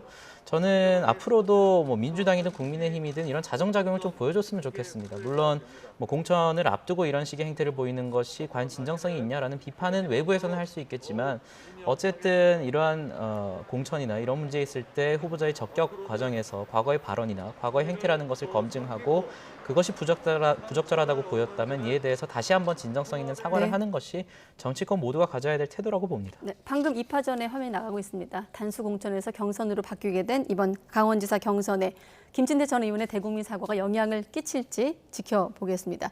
자, 시간이 거의 다 됐는데 두 분께 한 1분 정도 드리면 일단 여론조사 결과를 쭉 보여주시죠. 뭐 서울시장 가상 양자 대결도 있고요. 이낙연 대 오세훈 결과가 나가고 있죠. 이거는 이제 후보 적합 인물을 본 거고 가상 양자 대결 송영길 전 대표 대 오세훈 시장 이렇게 37.1%대 50.8% 나오고 있고 이번엔 이낙연 전 대표 대 오세훈 시장 35대 49.2%. 자, 질문은 경기지사 도지사 격전지기 때문에 드리고 다음 시간에 또 서울시장도 짚겠습니다. 일단 지금 보면 김은혜 예비 후보가 선두를 달리고 있거든요. 경기도지사 선거판도 어떻게 보고 계십니까? 일단 지금 상황으로 본다고 하면 박빙의 승부가 될 것 같아요. 이제 국민의힘과 민주당, 물론 민주당이 좀 유리하다고 판단되는 부분도 있긴 합니다만 지금 현재로서는 후보가 지금 누가 될지 결정이 안 된 상태 아니겠어요? 네. 그러니까 모든 사람이 다 들어와서 지금 조사를 하고 있기 때문에 저런 결과가 나온다고 보는데 이제 1대1 구도가 되면 어떤 결과가 나올지를 지켜봐야 될 것 같고 그러나 이제 뭐 누가 꼭 이길 수 있다라고는 단정할 수 있는 상황은 아니라고 봐요. 그래서 중요한 건 이제 국민의힘 같은 경우도 김은혜, 유승민 두 분 같은 경우에는 전체 모든 후보, 민주당 후보까지 합쳐서 하면 김은혜 후보가 앞서는데 또 누가 국민의힘의 후보로 적합하냐 하면 또 유승민 후보가 앞서는 결과들도 있어요. 그래서 이거는 모른다고 생각해요. 그러니까 경선 과정에서 누가 될지 하는 부분은 모르는데 이제 문제는 안심이라고 하는 윤심이라고 하는 윤석열 당선인의 그 어떤 의중이 김은혜 의원에게 있는 게 아닌가 이런 부분들 때문에 어느 정도 김은혜 의원은 어드밴티지를 갖고 간다고 저는 봐요. 그 부분 때문에 저 정도의 지지율이 나온다고 보고 인물론에서 보면 유승민 후보가 당연히 앞서는 부분이 있는 것 같은데 아무래도 이제 윤석열 당선인의 어떤 의중이 담겨 있어서 그런 부분이 있다고 보여져요. 그래서 이 부분이 경선에 어떤 영향을 미치가 제일 중요하다고 생각해요. 그래서 경쟁력은 경선에서 누가 되느냐에 따라서 달라질 수 있다라고 판단합니다. 마침 교수님 말씀하신 후보 적합도도 화면에 나가고 있고 어떻게 전망하십니까? 예, 뭐 여론조사상으로 보듯이 뭐 다자 대결에서는 김은혜 의원이 앞서고 또 후보 적합도나 어떤 김동연 후보의 양자 대결에서는 유승민 후보가 조금 치고 올라가는 모양새여서 정말 박빙의 승부가 될 것 같고 또 김은혜 의원의 경우에는 아마 현역 페널티 5%가 적용이 될 것 같아서 이것도 조금 크게 작용이 될 것 같고요. 뭐 어쨌든 지금 민주당에서는 뭐 경기도지사 경선이 그렇게 주목을 받고 있지 못하는 상황에서 뭐 김은혜 후보와 유승민 후보의 대결이라는 것이 굉장히 좀 긍정적인 방향으로 흘러가고 있는 것 같아서 경선 자체에는 굉장히 도움이 될 것이라고 보고 있습니다. 네, 여기까지 듣겠습니다. 최진봉 성공회대 교수, 임승호 전 국민의힘 대변인 두 분과 함께했습니다. 고맙습니다. 감사합니다.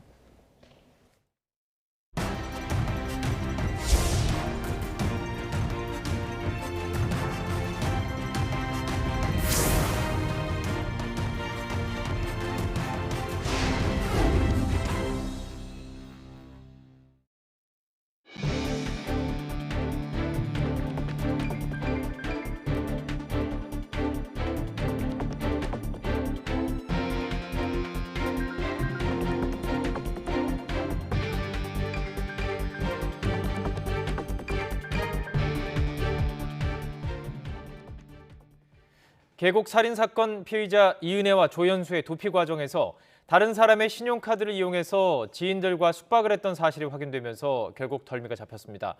둘의 도피 과정에서 함께 조력한 사람들 이미 특정이 됐고 이들의 방조 혐의에 대해서도 수사가 이루어지고 있습니다. 김혜린 기자입니다. 도주 넉 달, 공개 수배 17일 만에 검거된 계곡 살인 사건 피의자 이은혜와 조현수. 살인 혐의 인정하십니까? 보험금을 노리고 그렇게 하신 건가요? 전 남자친구 살인 의혹 인정하십니까? 자수를 하시게 된 이유가 뭡니까? 이 둘은 어떻게 잡힌 걸까? 주변 사람들을 샅샅이 뒤지던 경찰은 이달 초 주변인의 수상한 카드 결제 내역을 확인했습니다. 이은혜로 추정되는 인물이 다른 사람 명의의 신용카드로 경기도에 있는 한 숙소 비용을 결제한 겁니다. 공개 수배가 내려진 지 사흘째인 지난 2일 밤에서 3일 오전 사이였습니다. 이은혜와 조현수는 차량을 이용해 지인들과 함께 해당 숙소에 들어갔습니다. 신용카드 소유자와 동행했던 지인들이 도피 과정에서 조력자일 가능성이 큽니다. 둘은 숙소에서 나와 경기 고양시에 있는 오피스텔로 들어가는 모습이 포착됐습니다. 다만 경찰은 정확한 동호수를 파악하지 못해 이은혜 아버지를 통해 자수를 설득했습니다. 이은혜와 조현수는 취재진에게 자신들의 검거 장면이 공개될까 우려했던 것으로 전해졌습니다. 검찰은 두 사람에 대해 살인과 살인 미수, 보험사기 방지법 위반 미수 혐의로 구속영장을 청구했습니다. 동시에 특정된 조력자들에 대해서도 방조 혐의가 있는지 살펴보고 있습니다. YTN 김혜린입니다. 검수 완박을 둘러싼 논란이 이어지고 있는 가운데 이번 계곡 살인 사건을 두고도 검찰과 경찰 사이 신경전이 고조되고 있습니다. 검찰은 재수사를 통해 직접 살인 혐의 증거를 찾아냈다며 검찰 수사권이 완전히 폐지됐다면 경찰은 혐의를 밝히지 못했을 것이라고 주장했는데 경찰은 살인 혐의를 먼저 적용해 송치했고 공개 수배된 두 사람을 검거한 것도 경찰이라고 반박하고 나섰습니다. 정현우 기자의 보도입니다. 검찰 수사권 완전 박탈 문제를 둘러싼 정치권과 법조계 공방이 계곡 살인 사건으로 번졌습니다.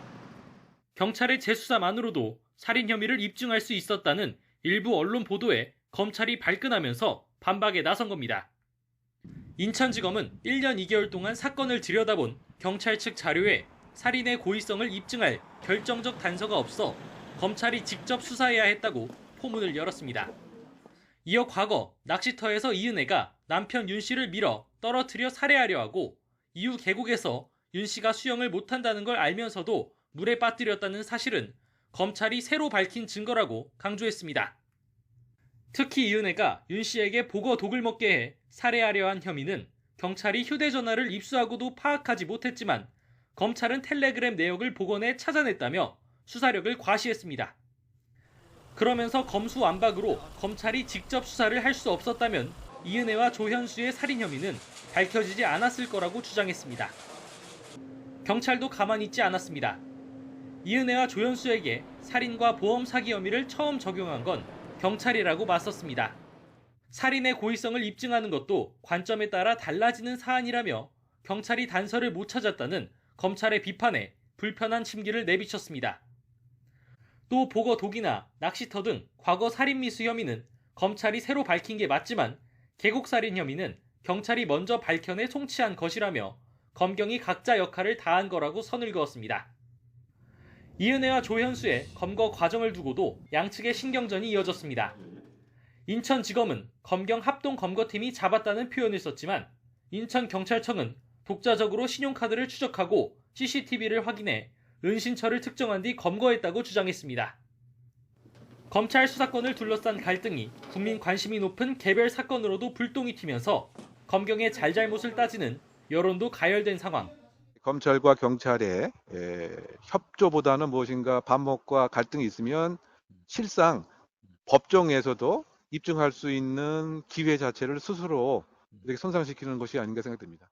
검수완박 추진으로 자칫 일반 형사사건 혐의 입증에 필요한 수사기관끼리 협조를 막게 되는 것 아닌지 우려도 커지고 있습니다. YTN 정윤우입니다. 한국은행 기준금리가 잇따라 인상되면서 올해 말 주택담보대출 금리가 13년 만에 7%에 달할 수 있다는 우려도 나오고 있습니다. 반면 은행들이 고객 확보를 위해서 금리를 인하하는 추세도 있어서 7%까지는 이르지 않을 것이란 전망도 있습니다. 박병환 기자가 보도합니다. 한국은행 총재 없이 지난 14일 열린 한은금융통화위원회는 기준금리를 0.25%포인트 올렸습니다. 금융통화위원회는 한국은행 기준금리를 1.25%에서 1.50%로 인상하여 통화정책을 운영하기로 결정하였습니다. 이창용 한은 총재 후보자도 기준금리 추가 인상 의지를 내비쳤습니다. 이 후보자는 높은 물가 오름세가 상당 기간 지속할 것으로 보여 앞으로도 완화 정도의 적절한 조정을 통해 물가 안정을 도모하는 방향으로 통화정책을 운용하는 것이 바람직하다고 말했습니다. 금통위의 기준금리 인상 뒤 4대 시중은행의 주택담보대출 변동금리는 연 3.420 내지 5.342% 수준으로 올라 작년 말과 비교해 0.272%포인트 높아졌습니다. 신용대출의 경우 3.532 내지 5.180% 금리가 적용돼 지난해 말과 비교해 0.460%포인트 상승했습니다. 기준금리가 올해 3분기와 4분기 두 차례 추가 인상돼 연말에 2.0%에 이르고 주택담보대출 금리도 13년 만에 처음으로 7%대에 이를 것이란 전망이 나오고 있습니다. 반면 은행들이 고객 확보를 위해 금리를 인하하는 추세라 대출금리 인상에 한계가 있다는 관측도 있습니다. 최근 가계대출 중과율이 많이 둔화된 상태에서 은행들이 외형 확대를 위해 금리를 인하하는 추세가 이어지는 만큼 대출금리가 7%대까지 올라가지는 않을 수도 있습니다. 대출금리가 1%포인트 상승할 경우 자영업자들의 이자 부담은 6조 4천억 원 늘어나 코로나19 사태로 고통받아온 중소상공인의 어려움은 가중될 것으로 보입니다. YTN 박병헌입니다. 지난해 역대 최대 규모의 세수 오차를 낸 기획재정부 세제실에 대해서 감사원이 감사에 착수했습니다. 정부 당국에 따르면 감사원은 이번 달 초부터 기재부의 세입 시스템 전반에 대한 감사를 진행하고 있습니다. 지난해 국세 수입이 344조 1천억 원이었는데 2021년 예산을 편성한 최초 시점이 2020년 가을에 잡은 세입 예산이 282조 7천억 원과 비교하면 세수 오차가 61조 4천억 원에 이릅니다. 본 예산 대비 세수 오차율은 21.7%로 역대 최대 규모입니다. 조국 전 법무부 장관의 딸 조민 씨가 신청한 부산대 입학 취소 집행정지 신청을 법원이 받아들였습니다. 이에 따라 조 씨는 입학 취소해달라고 낸 소송의 1심 결과가 나올 때까지 졸업생 자격을 유지하게 됐습니다. 차상은 기자입니다. 부산지법 행정 1부는 조국 전 법무부 장관의 딸 조민 씨가 낸 부산대 입학 취소 집행정지 신청을 인용한다고 밝혔습니다. 재판부는 신청인의 회복하기 어려운 손해를 예방할 긴급한 필요가 인정된다며 입학 취소의 효력을 정지했습니다. 이에 따라 조 씨는 입학 취소 처분을 취소해달라는 행정소송의 1심 판결이 나오고 30일이 지날 때까지 부산대 의학전문대학원 졸업생 자격을 유지하게 됐습니다. 재판부의 이번 판단은 입학 취소가 가혹하다는 조 씨 측의 주장을 일부 받아들인 거로 해석됩니다. 가혹하다는 것이죠. 이 처분이 과연 신청인에게 인생을 송두리째 박탈할 만큼 그런 사유가 있는지. 다만 효력정지 결정이 입학을 취소한 것 자체가 부당했다는 판단은 아닙니다. 따라서 입학 취소 처분의 옳고 그름은 행정소송에서 가려질 전망입니다. 앞서 부산대는 조 씨가 2015학년도 의학전문대학원 입시 당시에 제출한 동양대 표창장 등이 위조 또는 허위라는 법원 판단을 인정하고 조 씨의 입학을 이달 초 취소했습니다. 조 씨와 부산대는 각각 소송 대리인들을 선임하고 치열한 법정 공방을 준비하고 있습니다. YTN 차상입니다. 중국의 올해 1분기 경제 성장률이 4.8%에 그쳤습니다. 상하이 봉쇄의 영향이 반영되는 2분기 전망은 더 어둡습니다. 우리나라를 포함한 지구촌 경제 전체에 먹구름이 끼었습니다. 강정규 기자입니다.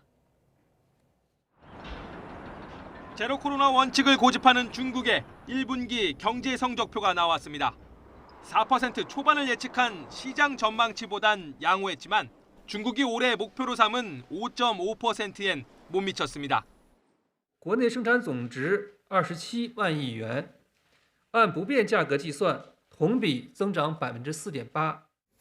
특히 소비 지표가 3.5% 감소했는데 우한 사태가 한창이던 2020년 6월 이후 20개월 만입니다.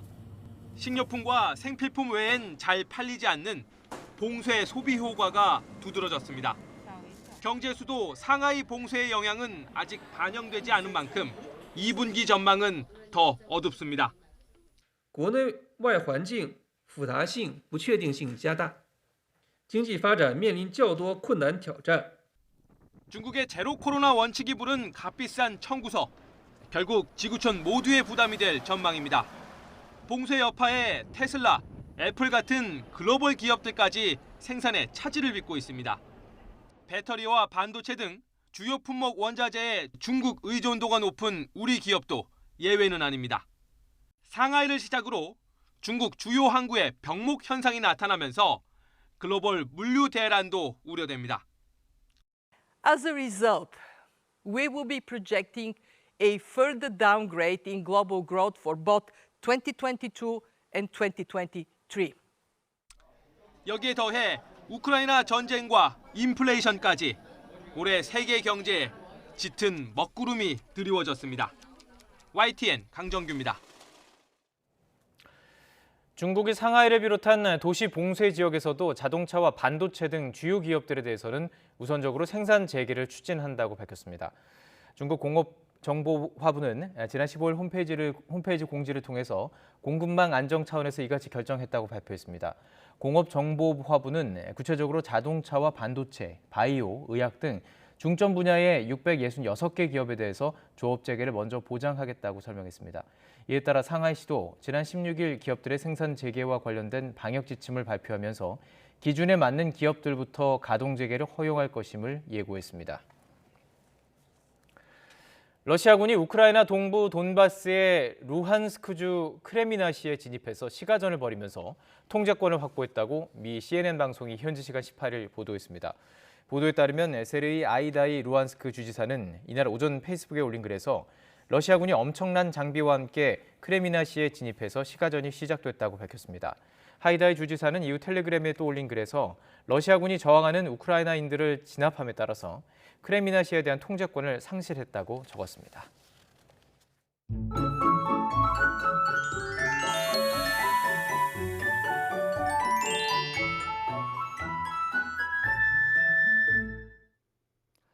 따뜻한 봄 날씨가 계속되고 있습니다. 오늘도 20도 안팎으로 기온이 크게 오르면서 활동량이 많은 분들은 조금 덥게도 느껴졌는데 내일도 오늘만큼 따뜻하겠습니다. 내일 서울 아침 기온이 9도로 아침 기온은 오늘보다 낮겠지만 낮 기온은 22도로 오늘과 비슷하겠습니다. 다만 일교차가 더 크게 벌어집니다. 외출하시는 분들은 이 점 염두에 두고 옷차림하시기 바랍니다. 내일도 대체로 맑은 하늘이 함께하겠지만 수도권과 충남은 종일, 영서와 충북은 오전에 일시적으로 미세먼지 농도가 짙게 나타나겠습니다. 또 서울 등 곳곳에 건조주의보가 발효 중인 가운데 대기가 더욱 메마르겠습니다. 화재 예방에도 신경 써주시기 바랍니다. 내일 아침 기온 오늘과 비슷하거나 조금 낮겠습니다.